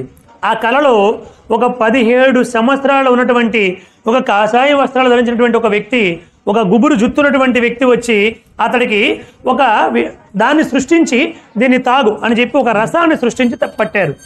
పట్టగానే ఆ రసాన్ని ఎప్పుడైతే త్రాగారో తాగగానే అతని పిచ్చి అంతా కూడా పోయిందండి. అంతే. అది తులసి తీర్థము. ఆ తులసి తీర్థం తాగగానే పిచ్చిపోయి నా పిచ్చిపోయింది అని ఆ భార్యకి పిల్లలకి ఇద్దరికి ప్రేమగా పిలవడం మొదలుపెట్టాడు. ఎలా పోయింది నీకు పిచ్చి అని వాళ్ళు అడిగారు. ఎవరో రాత్రి కల్లో వచ్చారు, అతడు 17 సంవత్సరాల వయసులో ఉన్నాడు, ఎర్రటి వస్త్రాన్ని ధరించాడు, గుబురు జుత్తుంది, అతడు వచ్చి నాకు ఒక తీర్థం ఇచ్చాడు, అది తులసి తీర్థం లాగా ఉంది, ఇప్పుడు నాకు అర్థమవుతుంది, అది తాగగానే నా పిచ్చి అంతా కూడా పోయింది అని చెప్పాడు. సరే, చాలా సంతోషం, మొత్తానికి ఎవరో మహానుభావుడు నీ పిచ్చి పోగొట్టాడు, అంతే చాలు అనుకున్నారు. తెల్లవారేసరికి అప్పటికి మద్రాసులోనే ఉన్నారు సాయిబాబా గారు. నేరుగా వీళ్ళ ఇంటికి వచ్చారన్నమాట. రాగానే స్వామిని చూడగానే ఇతనే రాత్రి నా కల్లో కనిపించి నాకు దీన్ని ఇచ్చినటువంటి వ్యక్తి ఇతనే, తులసి తీర్థం ఇచ్చినటువంటి వ్యక్తి ఇతనే, ఇతని వల్లే నా పిచ్చిపోయింది అని వెంటనే వెళ్ళి స్వామివారి పాదాల పని పడిపోయాడు. అప్పుడు స్వామివారు, సరే అవన్నీ పక్కన పెట్టు, అసలు నీకు పిచ్చి ఎలా వచ్చిందో తెలుసా అని అడిగారు. స్వామి, వాడికి స్థలాన్ని ఖాళీ చేయించాను, వాడు వెళ్ళిపోతూ నువ్వు పిచ్చివాడు అయిపోతావు అని అన్నాడు. అప్పటి నుంచి నాకు పిచ్చి వచ్చేసింది స్వామి అని చెప్పన్నాడు. కాదు, వాడు క్షుద్ర దేవత పూజ చేశాడు, రా నేను చూపిస్తానని స్వామి దగ్గరుండి వాడిని కారులో తీసుకొని వెళ్ళారు. ఆ వ్యక్తిని లోకనాథ ముదిలియారు గారిని తీసుకొని ఆ ఎక్కడైతే స్థలం ఉందో ఆ పెద్ద విశాలమైనటువంటి స్థలం, ఆ స్థలం దగ్గరికి వెళ్ళి ఒక ప్రదేశాన్ని చూపించి ఈ ప్రదేశములో తవ్వు అన్నారు స్వామి. అక్కడ గుణపం తెచ్చి ఆ ప్రదేశం అంతా కూడా తవ్వితే వాడు కొన్ని జంతువుల్ని బలిచ్చి అక్కడ వేసి అక్కడ అనేక రకాలైనటువంటి నిమ్మకాయలు, పసుపు, కుంకుమ అన్నిటితో ఒక క్షుద్ర పూజ చేసి ఈయనకి పిచ్చి వచ్చినట్టుగా చేశాడనమాట. అదంతా తీయించేసి స్వామి దూరంగా పారించేశారు. అమ్మా, స్వామి బాగా కాపాడేవి స్వామి అని ఇక అక్కడి నుంచి ఆ లోకనాథ ముదిలియారు బాబా గారికి భక్తుడిగా మారిపోయాడు. 1943 నుంచి ఇంకా తరచూ పుట్టపర్తి వచ్చేవాడు. అతడు గొప్ప శ్రీమంతుడు. స్వామి, మీకు ఏదైనా కట్టిస్తాను స్వామి, నాకు ప్రాణభిక్ష పెట్టావు, నన్ను పిచ్చివాడి నుంచి మరలా మంచివాడిగా మార్చావు, దయచేసి ఏదైనా తీసుకోండి స్వామి, నాకు ఇక్కడ ఏదైనా కట్టించమంటారంటే నాకు ఏమి వద్దు అని స్వామి అలా చాలా కాలం పాటు కాలాన్ని గడుపుతూ వచ్చారు. ఒకరోజు ఇతడు విపరీతంగా అడుగుతూ ఉంటే అప్పుడు స్వామి అన్నారు, నాకు ఆలయం కట్టించడం కాదు, నా పూర్వ అవతారానికి ఆలయాన్ని కట్టించు అన్నారు స్వామి.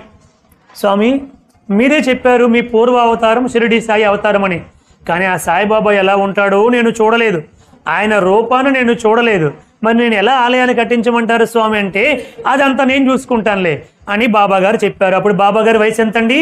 17 సంవత్సరాలు బాబాగారి వయసు. అప్పుడు బాబాగారు వచ్చి స్వయంగా ఆ గిండి రైల్వే స్టేషన్ దగ్గర ఆ లోకనాథ్ ముదిలియార్ గారికి ఉన్నటువంటి ఆ స్థలంలో బాబా గారే స్వయంగా శంకుస్థాపన చేశారు షిరిడి సాయి ఆలయానికి. ఇప్పుడు 1946 జూలై 10వ తేదీ గురు పౌర్ణమి రోజు శంకుస్థాపన చేశారు బాబా గారు. ఇలా కాలం గడిచింది. ఇప్పుడు లోపల విగ్రహాన్ని పెట్టాలి, గుడి అంతే చుట్టూ అంతా కూడా కడుతున్నారు, విగ్రహాన్ని పెట్టాలి. ఒక శిల్పి కళలోనికి వెళ్ళి షిరిడి సాయిబాబా వారి కల్లో కనిపించి, నువ్వు గిండి దగ్గర, చెన్నైలో గిండి దగ్గర లోకనాథ్ ముదిలియార్ అన్నటువంటి ఒక వ్యక్తి ఆలయాన్ని కట్టిస్తున్నాడు, నువ్వు వెళ్ళి ఇప్పుడు నేను నీకు కనిపించాను కదా ఈ రూపంతో షిరిడి సాయిబాబాగా, ఈ విగ్రహాన్ని మలిచి అక్కడ పెట్టు అని చెప్పారు బాబావారు. అతడు ఈ అడ్రస్ అంతా కూడా తెలుసుకొని బాబావారి దగ్గరికి ఈయన దగ్గరికి వచ్చాడు, లోకనాథ్ ముదిలియార్ గారి దగ్గరికి వచ్చాడు. ఏమండి, మీరు ఏదో ఆలయాన్ని కొడుతున్నారంట, నాకు బాబా గారు కల్లో కనిపించారు, అతని విగ్రహాన్ని కట్టమని నాకు చెప్పారంటే, ఆహా భగవంతుడు ఎంత గొప్పవాడయ్యా, ఆయన ఏదైనా చేయగలుగుతాడు అనుకుని అతడికి ఆ విగ్రహాన్ని మలచడానికి కావలసిన ఏర్పాట్లన్నీ కూడా చేశాడు. అలా వచ్చినటువంటిదే మొట్టమొదట షిరిడి సాయి విగ్రహం. అది ఎప్పుడు సాయిబాబా గారే మరలా వెళ్ళి ప్రారంభోత్సవం చేశారు.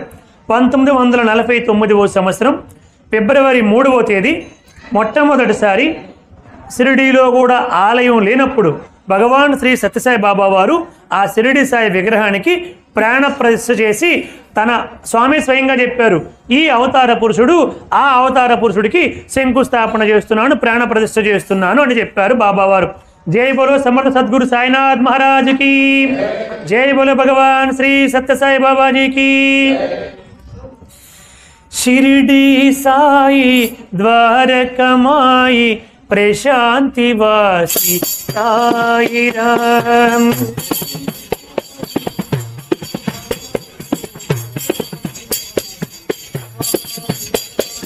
అందరూ గట్టిగా పాడాలి. షిరిడి సాయి ద్వారకమాయి ప్రశాంతి వాసి సాయిరామ్.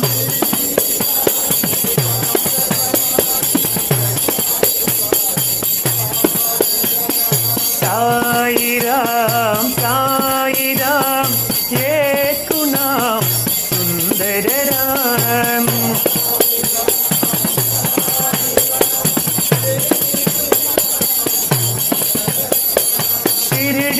సాయి ద్వారకమాయి ప్రశాంతివాసి సాయిరామ్.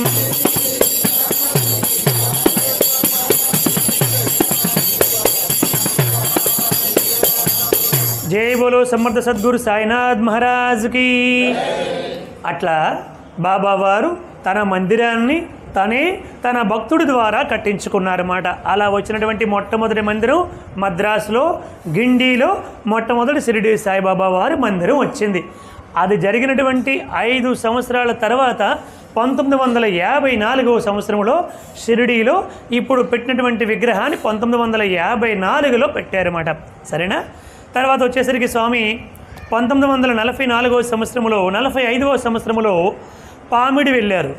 ఆ పామిడిలో భక్తులందరూ కూడా బాబా గారిని ఎంతో భక్తి శ్రద్ధలతో ఆహ్వానం చేసి తీసుకుని వెళ్ళారు. ఆ పామిడి దగ్గర ఇల్లూరు అనేటువంటి ఒక చిన్న కుగ్రామం ఉంది. ఆ కుగ్రామానికి బాబావారు వెళ్ళారు. అక్కడికి వెళ్ళి ఊరేగింపుగా బాబావారిని తీసుకుని వెళ్తూ ఉంటే స్వామి నీలం సంజీవరెడ్డిది ఆ ఊరు మాట, ఇల్లూరులో పుట్టారన్నమాట నీలం సంజీవరెడ్డి గారు. వాళ్ళ ఇంటికి వెళ్ళి వాళ్ళ అమ్మగారితో సాయిబాబా గారు మాట్లాడారు. చూడు, నీ కొడుకు ప్రస్తుతానికి జైల్లో ఉన్నాడు, నువ్వేమీ కూడా బాధపడొద్దు, అతి తొందరలోనే జైల్లో నుంచి బయటికి వచ్చేస్తాడు, మన భారతదేశానికి స్వతంత్రం వస్తుంది, ఆ స్వతంత్రం రావడానికి ఇతను ఎంతో సేవ చేశాడు కాబట్టి ఇతనికి గొప్ప కీర్తి వస్తుంది, గొప్ప పేరు ప్రఖ్యాతులు వస్తాయి, అంతేకాదు గొప్ప పదవులు వెళ్తాడు నీ కొడుకు, నువ్వేమీ కూడా బెంగపడొద్దు అని చెప్పారు సాయిబాబా వారు. అప్పటికి ఇంకా మన దేశానికి స్వతంత్రం కూడా రాలేదు. ఇది 1945వ సంవత్సరంలో జరిగింది. ఆ తర్వాత నీలం సంజీవరెడ్డి గారు జైల్లో నుంచి బయటకు వచ్చారు. తర్వాత మన భారతదేశానికి స్వతంత్రం వచ్చింది. స్వతంత్రం వచ్చిన తర్వాత ఆయన అనేక పదవులు ఏలారు. అందులో ఉప ముఖ్యమంత్రి పదవి చేశారు, ముఖ్యమంత్రి పదవి చేశారు, లోక్సభ స్పీకర్ చేశారు, చివరికి రాష్ట్రపతి కూడా అయ్యారు. 1977 నుంచి 1982 వరకు నీలం సంజీవరెడ్డి గారు మన భారతదేశానికి రాష్ట్రపతి కూడా అయ్యారు. ఇవన్నీ సాయిబాబా గారు ఎప్పుడు చెప్పారు? 1945లో చెప్పారన్నమాట. నీ కొడుకు భవిష్యత్తులో చాలా గొప్పవాడు అవుతాడు, నువ్వేమీ బాధపడొద్దు అని చెప్పారు. అలాగే స్వామివారి యొక్క మహత్తు ఇలా దినదిన ప్రవర్ధమానం అయిపోతూ వచ్చింది. ఎక్కడెక్కడి నుంచో భక్తులు వచ్చేస్తున్నారు, ఎవరెవరికో కల్లో కనిపిస్తున్నారు, వాళ్ళందరూ కూడా బాబా గారి దగ్గరికి వచ్చేస్తున్నారు. నీవే మా తల్లి తండ్రి దైవం సర్వం నీవే అనుకుంటూ వాళ్ళందరూ కూడా బాబా గారి వెనకాతలు తిరగడం మొదలుపెట్టారు. అటువంటి సమయంలో 1945 జూన్ 20వ తేదీ నాడు కరణు సుబ్బమ్మ గారు, స్వామివారి ఇంటి పక్కన ఉన్నటువంటి కరణు సుబ్బమ్మ గారు, ఆవిడ చాలా మహాభక్తురాలు మాట. ఆవిడకి సంతానము లేదు, స్వామివారినే కన్న కొడుకులాగా చూసుకుంటూ ఉండేది. చాలా గొప్ప ఉత్తమ భక్తురాలు ఆవిడ. స్వామివారికి 33 సెంట్లు స్థలాన్ని మొట్టమొదట ఇచ్చి, స్వామి దయతో మీరు ఇక్కడి నుంచి మాతో పాటు, అంటే ఆవిడకి అర్థమైపోయింది ఈయన భగవంతుడు, మేమంతా సంసారాలు చేసుకుంటూ ఇలా జీవితం ఉన్నటువంటి వాళ్ళమి, మాతో ఉండకుండా ఆయన ఒక ప్రత్యేకంగా ఉంటే బాగుంటుంది అని ఆవిడకి అనిపించి 33 సెంట్లు స్థలాన్ని పుట్టపర్తిలు అంటే బుక్కపట్నం వెళ్ళి బాబా గారి పేరు మీద రిజిస్ట్రేషన్ చేయించి ఒక చిన్న పాక వేశారు మొట్టమొదటి బాబా గారికి. సరే అని చెప్పి భక్తులందరూ కోరిక మేరకు బాబా గారు, ఇప్పుడు మీరు పుట్టపర్తి వెళ్తే ఊర్లో శివాలయం ఉంది కదా, ఆ శివాలయం దగ్గర నుంచి ఇప్పుడు మనము పాత మందిరం అని ఏదైతే పిలుస్తున్నామో ఆ మందిరానికి వచ్చారు. ఇప్పుడు దాన్ని మనం పాత మందిరం అంటున్నాం, అప్పుడు అది కొత్త మందిరం, అదే మొట్టమొదటి మందిరం. సో బాబా గారు ఆ విధంగా ఆ మందిరంలోనికి ప్రవేశించారు. అంటే ఒక చిన్న పూరి పాక వేస్తే బాబా గారికి ఎటువంటి పరీక్షలు వచ్చాయి చూడండి. బాబా గారికి ఇంత పేరు పెరిగిపోతూ ఉంటే ఆ ఊర్లో వాళ్ళు ఉంటారు కదా, వాళ్ళందరూ కూడా సహించలేక ఏమిటి వీడికి ఎంత పేరు వచ్చేస్తుంది, అందరూ దేవుడు అంటున్నారు, వాళ్ళ దృష్టిలో ఏమిటంటే అందరూ ఆయనకి ఏమిటేమిటో ఇచ్చేస్తున్నారు, అన్నీ సమర్పించేస్తున్నారు అని అసూయ కలిగి ఆ రాత్రి బాబా గారు లోపల పడుకుంటే దానికి కిరోసిని పోసి నిప్పు పెట్టించేశారు ఆ గృహానికి. అర్ధరాత్రి వేళ నిప్పు పెట్టేస్తే బాబా గారు బయటకు వచ్చారు. అందరూ కూడా జనాలందరూ కూడా విపరీతంగా చెలరేగిపోయాయి మంటలు. ఎందుకంటే దాంట్లో ఆయిల్ కూడా పోసారు కాబట్టి మంటలు బాగా చెలరేగిపోతే ఇంకా బాబా గారు చనిపోయారేమో అనుకున్నారు. అప్పుడు లోపల నుంచి బాబా గారు బయటకు వచ్చి ఒక్కసారి ఇలా ఆకాశం వైపు చూశారు. అంతే, కేవలం ఆ ప్రాంతం మీద మాత్రమే వర్షం పడింది, మొత్తం అంతా కూడా ఆగిపోయింది అన్నమాట. ఆ నిప్పు అంతా కూడా ఆగిపోయింది. అప్పుడు అందరూ కూడా జై బోలో భగవాన్ శ్రీ సత్యసాయి బాబాజీకి, భగవాన్ శ్రీ సత్యసాయి బాబాజీకి, భగవాన్ శ్రీ సత్యసాయి బాబాజీకి అంటూ జై జయధ్వానాలు చేయడం మొదలుపెట్టారు. అలా బాబావారు తన మహత్యాన్ని చూపించారు. తర్వాత 1945 దసరా ఊరేగింపులో స్వామివారు అనేక లీలలు చేశారు. కేవలం ఒక 20 సంవత్సరాలు ఉన్నటువంటి వయసు వచ్చేసరికి స్వామివారిని మైసూరు నుంచి గొప్ప గొప్ప వాళ్ళందరూ కూడా వచ్చి స్వామివారిని 9 రోజులు కూడా నీవే జగన్మాతవి అని స్వామిని ఆ జగన్మాతను కూర్చోబెట్టే విధంగా పల్లకి తయారు చేసి బాబాగారిని ఆ పల్లకీలో కూర్చోబెట్టి ఆ ఊరంతా కూడా ఊరేగించారు బాబాగారిని 1945లోనే. అంటే బాబాగారు అంటే కిట్టని వాళ్ళు ఉన్నారు, బాబాగారే దేవుడు అన్నటువంటి వాళ్ళు కూడా ఉన్నారన్నమాట అప్పట్లోని కూడా. అలా బాబావారిని ఊరేగించారు. దాన్నే మనం ఏమంటాము, ప్రథమము శైలపుత్రీచ, ద్వితీయం బ్రహ్మచారిణి, తృతీయం చంద్రగంటేతి, కూష్మాండేతి చతుర్దకం, పంచమం స్కందమాతేతి, షష్టం కాత్యాయనీచ, సప్తమం కాళరాత్రీతి, మహాగౌరీత చాష్టమం, నవమము సిద్ధదాత్రీతి, నవదుర్గా ప్రకీర్తితా అంటే అమ్మవారిని మనం ప్రార్థన చేస్తాం కదా, అట్లా అమ్మవారిని అనేక రూపాల్లో ఊరేగించారన్నమాట ఊరంతా కూడా. తర్వాత వచ్చేసి స్వామివారు 1945 డిసెంబర్ 14వ తేదీ నాడు ఆ పాత మందిరం అంటే మరల ఆ పాక కూడా తీసేసి మరల ఒక మంచిగా ఒక చిన్న మందిరాన్ని కట్టారు, రేకుల షెడ్ లాంటిది కట్టారన్నమాట. ఆ మందిరంలోనికి డిసెంబర్ 14వ తేదీ వైకుంఠ ఏకాదశి రోజు బాబాగారు అందులోనికి ప్రవేశం చేశారు. తర్వాత మొట్టమొదటిసారి స్వామి 1946 జనవరి 26వ తేదీ నాడు మొట్టమొదటిసారి బాబాగారు తిరుమలకి వెళ్ళారన్నమాట. తిరుమల వెళ్ళి అక్కడ స్వామివారి దర్శనం చేసుకొని భక్తులందరికీ కూడా తిరుమల తీసుకొని వెళ్ళారు. తర్వాత స్వామి 1946 జనవరి 23వ తేదీ నాడు హైదరాబాద్కి వెళ్ళారు. ఆ తర్వాత బాబాగారు 38 సార్లు సుమారుగా హైదరాబాద్ వెళ్ళి అక్కడ భక్తులందరినీ కూడా అనుగ్రహించారు. తర్వాత 1946 అక్టోబర్ 17వ తేదీ నాడు మైసూర్లో రాజకుమారి గారి భవనానికి స్వామివారు వెళ్ళారు. 1947లో మే 25వ తేదీ నాడు బాబావారు ఒక గొప్ప లేఖ రాశారు వాళ్ళ అన్నయ్య గారు అయినటువంటి శేషమరాజు గారికి. ఏమిటంటే ఆ లేఖ, శేషమరాజు గారు బాగా చదువుకున్నటువంటి వ్యక్తి, తెలుగు పండిట్, బ్రిటిష్ గవర్నమెంట్లోనే తెలుగు పండిట్ ఆయన. అటువంటి శేషమరాజు గారు వాళ్ళ తమ్ముడికి, ఒరే ఎందుకు ఈ లీలలు, ఎందుకు ఈ ఉపన్యాసాలు, ఇవన్నీ కూడా ఎందుకు, హాయిగా చదువుకోవచ్చు కదా, బుద్ధిగా ఏదైనా వ్యాపారం చేసుకోవచ్చు కదా అని ఒక పెద్ద లెటర్ రాశారు. నీ వల్ల మాకు చాలా చెడ్డ పేరు వస్తుంది, అందరూ ఏమంటున్నారంటే డబ్బులు సంపాదించడానికి ఇవన్నీ కూడా ఒక రకమైనటువంటి వేషాలు ఉంటున్నారు, రకరకాల మాట్లాడుతున్నారు, అవన్నీ భరించలేకపోతున్నావురా అని ఒక పెద్ద ఉత్తరం రాశారు బాబాగారికి, ఉరవకొండ నుంచి పుట్టబర్తికి. ఇప్పుడు బాబాగారు ఆయనకు ఒక ఉత్తరం రాశారు, దాన్నే ఇప్పుడు మనకి చైతన్య జ్యోతి మ్యూజియంలో పెట్టారు. అప్పుడు బాబాగారు రాశారు, అన్నయ్య నా కోసం బెంగపడుతున్నావా, అయ్యో పాపం అన్నయ్యవి కాబట్టి, నాకంటే వయసులో పెద్దవాడివి కాబట్టి నా పైన బెంగపడడంలో తప్పేమీ లేదు అని స్వామి రాశారు. అన్నయ్య నేను ఎందుకోసం వచ్చానంటే, అఖిల మానవులకు ఆనందమును గూర్చి రక్షించుచుండుటే దీక్ష నాకు, సన్మార్గమును వీడి చెరియించువారుల చేపట్టి కాపాడుటే వ్రతము నాకు, భేద సాధలకైన పెనుబాధ తొలగించి లేమిని బాపుటే ప్రేమ నాకు, మంచి చెడ్డలు కూడా మనసులో సమముగా భావించుచుండుటే భక్తి నాకు, ఆశ్రితావనుడితడే ఆప్తబంధువనగా పెరుంది నా ఎండ నలరు వారిని, నేనెన్నడును మరువబోను ఇది నిజము, అట్టి నా పేరు చెడుట ఎట్లగును భువిని. అన్నయ్య నా పేరు చెడిపోతుందని, నా కారణంగా మీ పేరు చెడిపోతుందని బాధపడుతున్నావా? బాధపడొద్దనయ్య, నేను ఒక గొప్ప దీక్ష తీసుకున్నాను. ఏమిటా దీక్ష? అఖిల మానవులకు ఆనందమును గూర్చి రక్షించుచుండుటే దీక్ష నాకు అన్నారు బాబావారు. దీక్ష ఎవరు చేస్తారండి? భక్తులు భగవంతుడి కోసం దీక్ష చేస్తారు కదండి.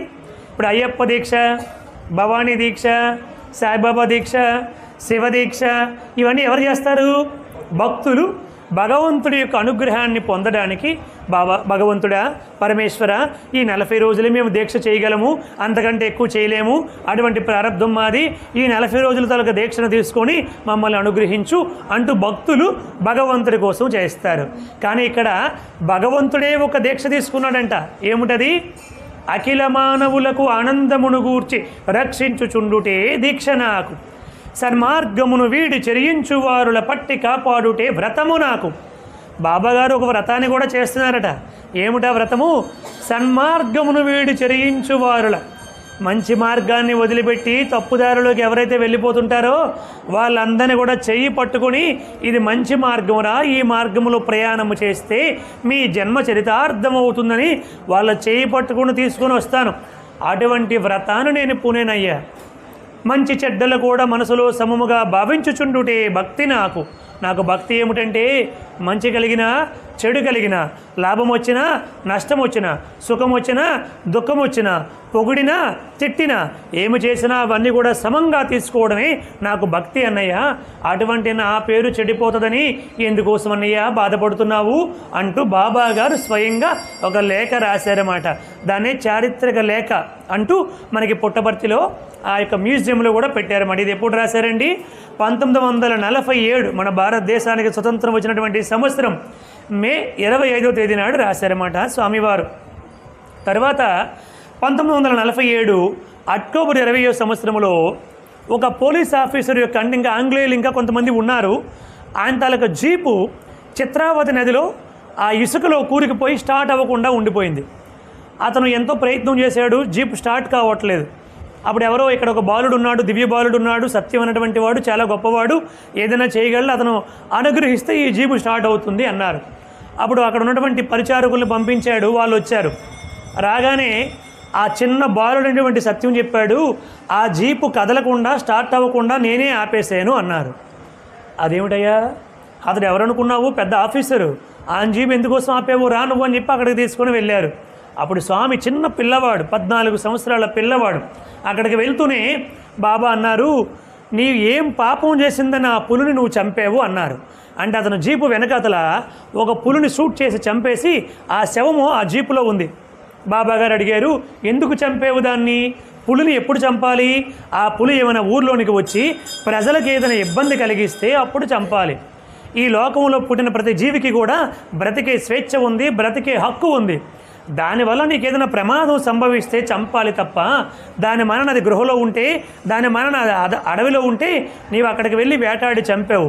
దానికి 2 పిల్లలు ఉన్నాయి, ఆ 2 పిల్లలు ఎంత బాధపడుతున్నాయో తెలుసా, అందుకే నీ జీప్ ఇక్కడ ఆపేసేని అన్నారు బాబా గారు. ఒకసారి అంత గొప్ప ఆ ఫారినర్ కూడా బాబా గారి కాలు పైన పడిపోయి, నన్ను క్షమించండి స్వామి, నాది తప్పే అన్నాడు. సరే, ఆ 2 పిల్లల్ని కూడా బెంగళూరులో జూలో అప్పగిస్తావా? జంతు ప్రదర్శనశాల ఉంది కదా బెంగళూరులో, అక్కడ అప్పగిస్తే నీ జీపు ఒకసారి ఆ ఇంజిన్ మీద ఇలా ఎదలకి, ఆ ఇంజిన్ మీద అంతే, వెంటనే ఆ జీపు స్టార్ట్ అయింది. వెనక్కి వెళ్ళి దాని చాలా చిన్న పిల్లలు 2 ఉంటే ఆ 2 పిల్లలు కూడా తీసుకుని వచ్చి బెంగళూరులో జూలో అప్పగించాడు. దాని తాలూకా ఇంకెలాగా చంపేశాడు కదా, కొంతకాలం అయిన తర్వాత దాని చర్మం ఎందుకు పనికి రాకుండా అయిపోతుంది కదా, దాన్నే తీసుకొచ్చి మరలా బాబా గారికి అప్పచెప్పారు. ఇప్పుడు మీరు ఎవరైనా పుట్టపర్తి వచ్చి ప్రశాంతి నిలయానికి వస్తే బాబా గారి సింహాసనం దగ్గర కాళ్ళు దగ్గర ఉంటుంది అన్నమాట ఆ యొక్క పులి యొక్క చర్మం అన్నమాట. అంటే ఆనాడు ఇలా జరిగింది అని ఈ లోకానికి తెలియపరచడానికి అతను ఇచ్చాడు. అది బాబాగారు ప్రేమతో అక్కడ పెట్టుకున్నారన్నమాట. అలా స్వామివారు అనేక లీలలు చేసుకుంటూ వచ్చారు. 1947వ సంవత్సరము మార్చి 2వ తేదీ స్వామివారు ఎప్పుడు పుట్టారండి? 26లో పుట్టారు. 47 అంటే స్వామివారికి ఎన్ని సంవత్సరాలు? 21 సంవత్సరము స్వామివారికి. ఆ 21వ సంవత్సరంలో మొట్టమొదటి శివరాత్రికి స్వామివారు తన నోట్లో నుంచి లింగోద్భవం చేశారన్నమాట. మొట్టమొదటి లింగోద్భవం జరిగింది 1947 మార్చి 2వ తేదీ. అక్కడి నుంచి స్వామి ప్రతి సంవత్సరం కూడా ఒకసారి 2 లింగాలు, ఒకసారి 3 లింగాలు, ఒకసారి 5 లింగాలు, ఒకసారి 9 లింగాలు కూడా తీశారండి. ఈ లింగాలు ఇలా రావడానికి వెనకాతల మళ్ళీ ఒక చరిత్ర ఉంది. ఈ బాబాగారికి పాత మందిరం ఉంది కదా, ఆ పాత మందిరం కడుతునేటప్పుడు పునాది తీస్తూ ఉంటే అక్కడ చాలా పానవట్టాలు దొరికాయి. లింగం కింద ఉండేదాన్ని పానవట్టం అంటాం. ఆ పానవట్టాలు చిన్న చిన్నవి చాలా దొరికాయి. వాళ్ళు ఇంకా తవ్వుతూ ఉన్నారు. అప్పుడు ఆ చిన్న బాలుడు ఆ సత్యం అక్కడికి వెళ్ళి, ఏమిటి తవ్వుతున్నారు ఇంకా అని అడిగారు. స్వామి, ఈ యొక్క పానవట్టాలు దొరికాయంటే ఖచ్చితంగా ఇక్కడెక్కడో లింగాలు కూడా ఉంటాయని మేము తవ్వుతున్నాము స్వామి అంటే, లేవు లింగాలు అక్కడ లేవు, లింగాలు నా పొట్టలో ఉన్నాయి, ప్రతి శివరాత్రికి కూడా బయటకు వస్తాయి అని చెప్పారు బాబావారు. అప్పటి నుంచి ప్రతి శివరాత్రికి బాబావారి నోట్లో నుంచి శివలింగాలు రావటము, భక్తులందరూ కూడా చూడడము. ఒక్కొక్కసారి హిరణ్య గర్భలింగం, సువర్ణలింగం, చంద్రలింగం, సూర్యలింగం, అగ్నిలింగం, అలా అనేక లింగాలు బాబావారి యొక్క ఉదరంలో నుంచి నోట్లో నుంచి బయటకు వచ్చి భక్తులందరూ కూడా చూపించి కొంతమంది మహాభక్తులకి వాటిని బాబావారు ఇస్తూ ఉండేవారు అన్నమాట. ఇలా బాబావారు అనేక లీలలు చేసుకుంటూ వచ్చారు. చివరిగా ఒక 2 విషయాలు చెప్పుకొని ముగించుకుందాం. అంటే బాబావారు తన భక్తులు ఎక్కడ ఉన్నా వాళ్ళందరినీ ఎలా తెచ్చుకుంటారో ఆ తెచ్చుకునే విధానము కూడా ఒక అద్భుతముగా ఉంటుందన్నమాట. అంటే గత జన్మలలో ఎవరైతే పుణ్యము చేసి ఉన్నారో, ఎవరైతే సాధన చేసి ఉన్నారో వాళ్ళందరినీ బాబా తన దగ్గరికి రప్పించుకుంటారు. మనందరికీ కూడా ఎంతో కొంత పుణ్యం ఉంది కాబట్టే మీరు, నేను, మనందరమే ఇప్పుడు మిగతా వాళ్ళందరూ ఎక్కడుంటారండి? టీవీల దగ్గర, లేకపోతే వాట్సాప్లు, ఫేస్బుక్లు, యూట్యూబ్లు చూసుకుంటారు. మనకి ఎంతో కొంత పుణ్య ఫలం ఉంది కాబట్టి పవిత్రమైన ఈ మందిరంలో కూర్చొని భగవంతుడి గురించి 4 మంచి మాటలు మాట్లాడుకుంటున్నాం. పుణ్యం ఉంది అనడానికి ఇదే ఉదాహరణ. అదే పుణ్యము లేని వాడిని తీసుకొచ్చి మీరు ఇక్కడ కుర్చీ వేసి ఫ్యాన్ వేసి కూర్చోబెట్టినా వాడికి చెవిలో శేషం పోసినట్టుగా ఉంటుంది అన్నమాట. ఇవన్నీ వినలేడు మాట. దేవుడి గురించి చెప్తూ ఉంటే వాడికి పూర్వజన్మ సంస్కారం లేని కారణంగా వినలేక ఏదైనా ఒక చిన్న వంక పెట్టుకొని ఇక్కడి నుంచి వెళ్ళిపోదామా అని చూస్తాడనమాట. అది పూర్వజన్మ పుణ్య ఫలము ఉంటేనే వినగలుగుతాడు.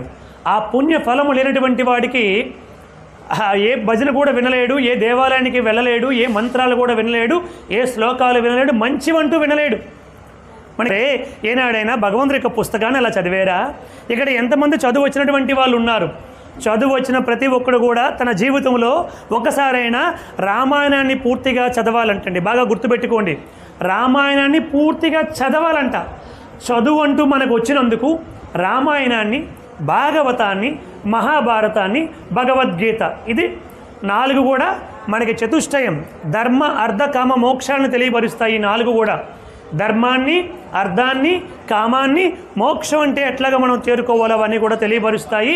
రామాయణము, భాగవతము, భగవద్గీత, మహాభారతం, ఈ 4 కూడా కనీసం చచ్చేలోపు చదవాలంటండి. ఇక్కడ ఉండేవాళ్ళు ఎంతమంది చదివారో మరి ఎవరిది వాళ్ళకే ఎరుక. ఎవరిని పాయింట్అవుట్ చేసి మాట్లాడే సాహసము నేను చేయకూడదు, నాకు ఆ హక్కు కూడా లేదు. మీ అందరికీ చదవచ్చు కదా. అందరూ ఖచ్చితంగా ఈనాడు పేపర్ చదువుతారా? చదవరా అండి? ఖచ్చితంగా చదువుతారు. వార్తలు ఖచ్చితంగా చూస్తారు.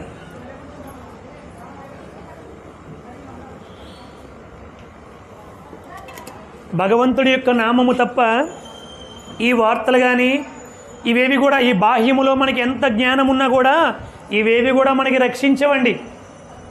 రక్షించగలిగినటువంటిదంటూ ఏదైనా ఉందంటే భగవంతుడు ఒక్కడే మనల్ని రక్షించగలడు.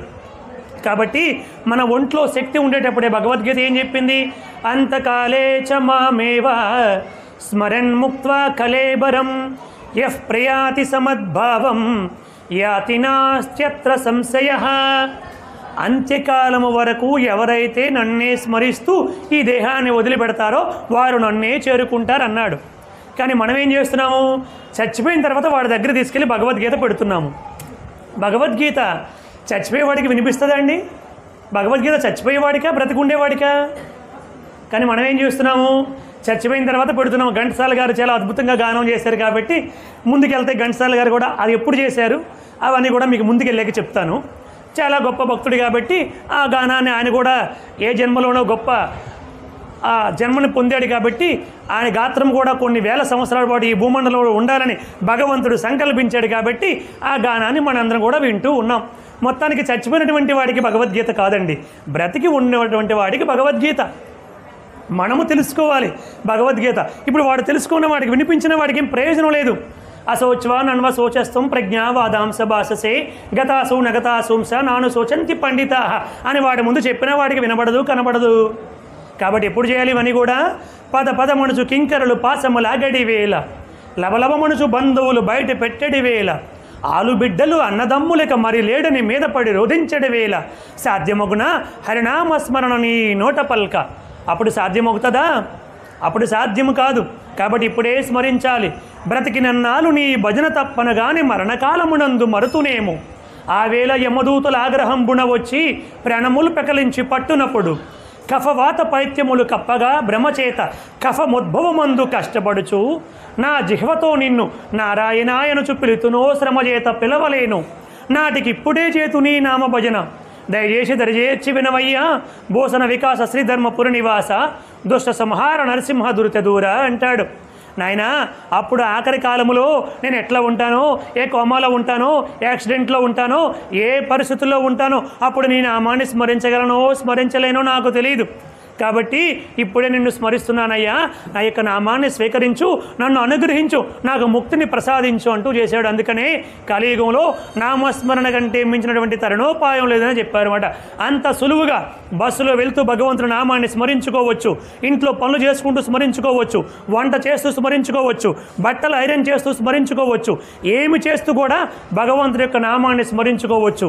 కానీ మనము వంట చేస్తూ యూట్యూబ్, ఐరన్ చేస్తూ వాట్సాప్, ఇంకా రకరకాల పనులు చేస్తూ ట్విట్టరు అవి ఇవి కూడా చేస్తాం తప్ప భగవంతుడు నామాన్ని స్మరించడం. మరి నాకు టైం లేదే అంటే ఆయనకి మాత్రం టైం ఉంటుందా? నువ్వు సోమవారం మాత్రమే గుడికి వెళ్తే నీకు ఆపద వచ్చిందనుకో, శివుడు కూడా నాయన సోమవారం మాత్రమే నా గుడికి వస్తావు కాబట్టి, ఈరోజు గురువారం నీకు ఆపద వచ్చింది కాబట్టి నువ్వు సోమవారమే వస్తే అప్పుడే నేను కాపాడుతానన్నాడు అనుకో శివుడు. అప్పుడు నువ్వేమవుతావు? లక్షవారం మాత్రమే నేను గుడికి వెళ్తానని నువ్వు అనుకుంటే నీకు బుధవారం ఆపద వచ్చిందనుకో, నాయన రేపు లక్షవారం కాబట్టి రేపు వచ్చి కాపాడుతాను నాయన అని భగవంతుడు అంటే మనందరమే ఏమవుతామండి? అవ్యాజ కరుణామూర్తి కాబట్టి ఆయన అలా అనడు కాబట్టి మన ఆటలు ఇలా సాగుతున్నాయి. ఆయన కూడా అలా అని ఉంటే అప్పుడు మనందరికీ బుద్ధి వచ్చి ఉండేది.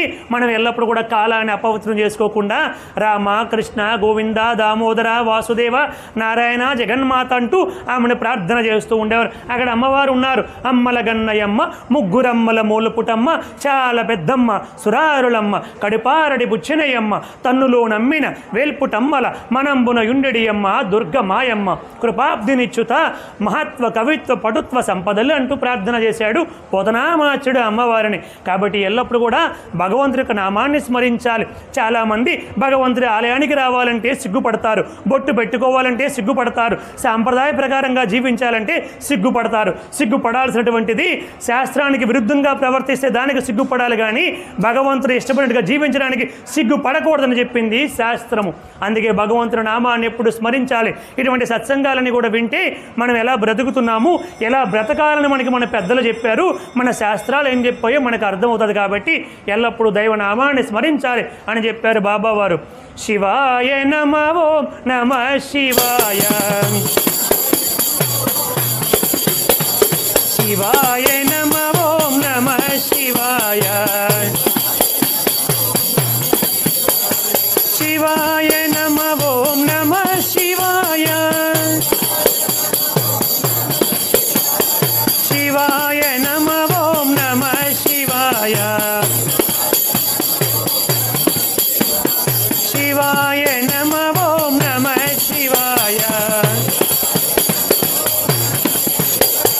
శివ శివ శివ శివ శివాయ నమః, ఓం శివ శివ శివ శివ శివాయ నమః, ఓం హర హర హర హర హరాయ నమః, ఓం హర హర హర హర హరాయ నమః, ఓం శివాయ నమః, ఓం నమః శివాయ, శివాయ నమః, ఓం నమః శివాయ, శివాయ నమః, ఓం నమః శివాయ,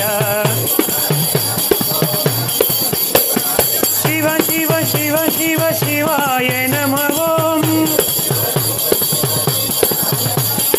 హర హర హర హర హరాయ నమః, ఓం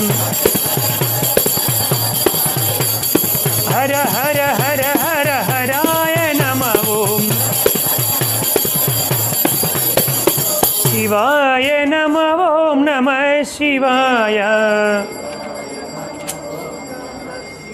అలా ఎల్లప్పుడూ భగవంతుడి యొక్క నామాన్ని ఎవరైతే స్మరిస్తూ ఉంటారో అటువంటి భక్తులు వాళ్ళు ఎక్కడ పుట్టినా, ఏ ప్రదేశంలో ఉన్నా, ఏమి చేస్తూ ఉన్నా భగవంతుడే వాళ్ళని తన దగ్గరికి తెచ్చుకునే బాధ్యతని భగవంతుడే తీసుకుంటాడు. అందుకే బాబాగారు చెప్పారు, అడవుల యందున్న ఆకాశముననున్న, అడవుల యందున్న ఆకాశముననున్న, పట్టణముననున్న పల్లెనున్న, పట్టణముననున్న పల్లెనున్న, గుట్ట మీదనున్న నటేట పడి ఉన్న, గుట్ట మీదనున్న నటేట పడి ఉన్న, మదిని స్వామి నిన్ను మరువడెప్పుడు. నీవు ఎక్కడ ఉన్నా నీవు ఆయన్ని మర్చిపోవచ్చేమో కానీ ఆయన మాత్రం నిన్ను ఎప్పుడూ మర్చిపోడంటండి. అది భగవత్ తత్వం అంటే. అలాంటి ఒక మహాభక్తురాలు శ్రీమతి సాకమ్మ.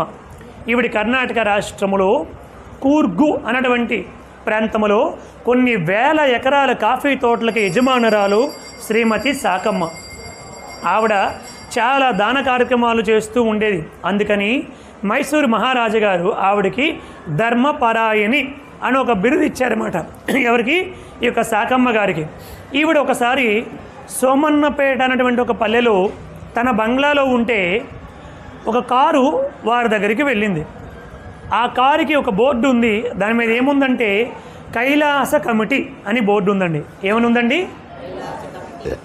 ఆ కైలాస కమిటీ కారులో నుంచి ఒక వ్యక్తి దిగాడు. ఆ వ్యక్తి ఒక సుమారు 17-18 సంవత్సరాల నిండు యవనములో ఉన్నాడు. లోపల ఒక వృద్ధుడు, ఒక పెద్ద గురుస్వామి వెనకాతల కారులో కూర్చొని ఉన్నారు. ఈ యొక్క సాకమ్మ గారి దగ్గరికి వెళ్ళారు. వెళ్ళి, అమ్మ, మేము కైలాస కమిటీ నుంచి వచ్చాము. మీరు చాలా దాన కార్యక్రమాలు, ధర్మ కార్యక్రమాలు అన్నీ కూడా చేస్తున్నారు విని తెలుసుకొని వచ్చాము. మిమ్మల్ని మా కమిటీలో సభ్యులుగా చేర్చుకుంటున్నాము. మీరు వచ్చి మా కమిటీలో సభ్యులుగా జాయిన్ అవ్వండి. దానికి 1000 రూపాయలు రుసుము కట్టాలి అని అన్నారంట. ఆ సాకమ్మ గారు చాలా సంతోషం అండి, కైలాస కమిటీ అంటున్నారు, మీరు కూడా చాలా ధర్మ కార్యక్రమాలు చేస్తామంటున్నారు, తప్పకుండా ఇస్తానని చెప్పి ఆవిడ లోపలికి వెళ్ళి ఒక 1000 రూపాయలు చెక్కు రాసి తీసుకొని వచ్చింది. అప్పుడు ఆ అబ్బాయి తర్వాత మళ్ళీ వచ్చి తీసుకుంటానమ్మా, ఇది మీ దగ్గరే ఉంచండి అని చెప్పి తీసుకోకుండానే వెళ్ళిపోయాడు. ఇదేమిటబ్బా, కైలాస కమిటీ అన్నారు, ధర్మ కార్యక్రమాలు అన్నారు, కమిటీలో సభ్యత్వం కోసం 1000 రూపాయలు కట్టమన్నారు, తీసుకోకుండానే వెళ్ళిపోయారు ఏమిటి అని ఈవిడ అనుకుంది.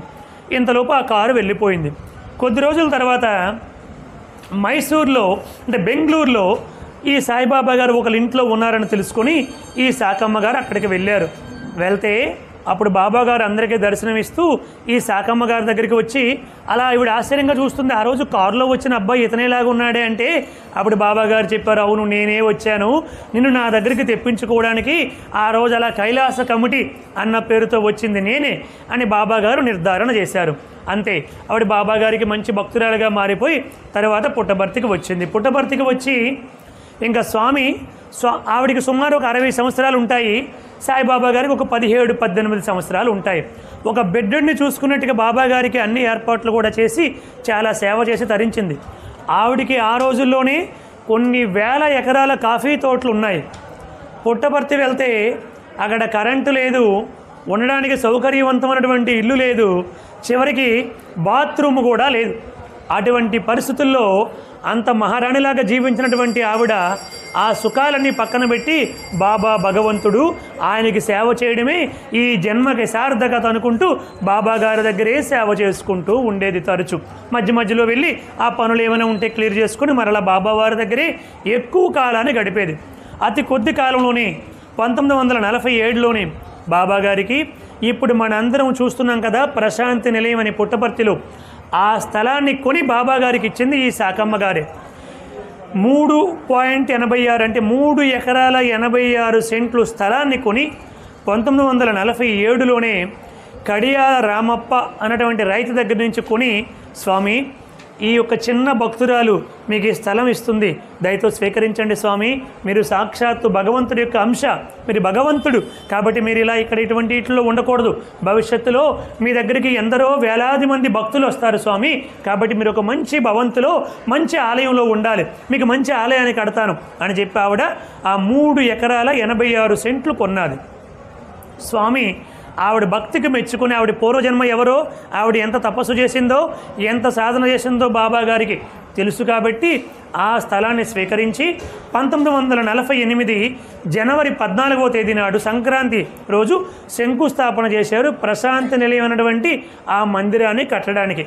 ఆ తర్వాత మరలా ఆవిడ 1950 జనవరిలో ఇంకా చాలామంది భక్తులు వస్తారని 13 ఎకరాల 20 సెంట్లు మరలా కొన్నది.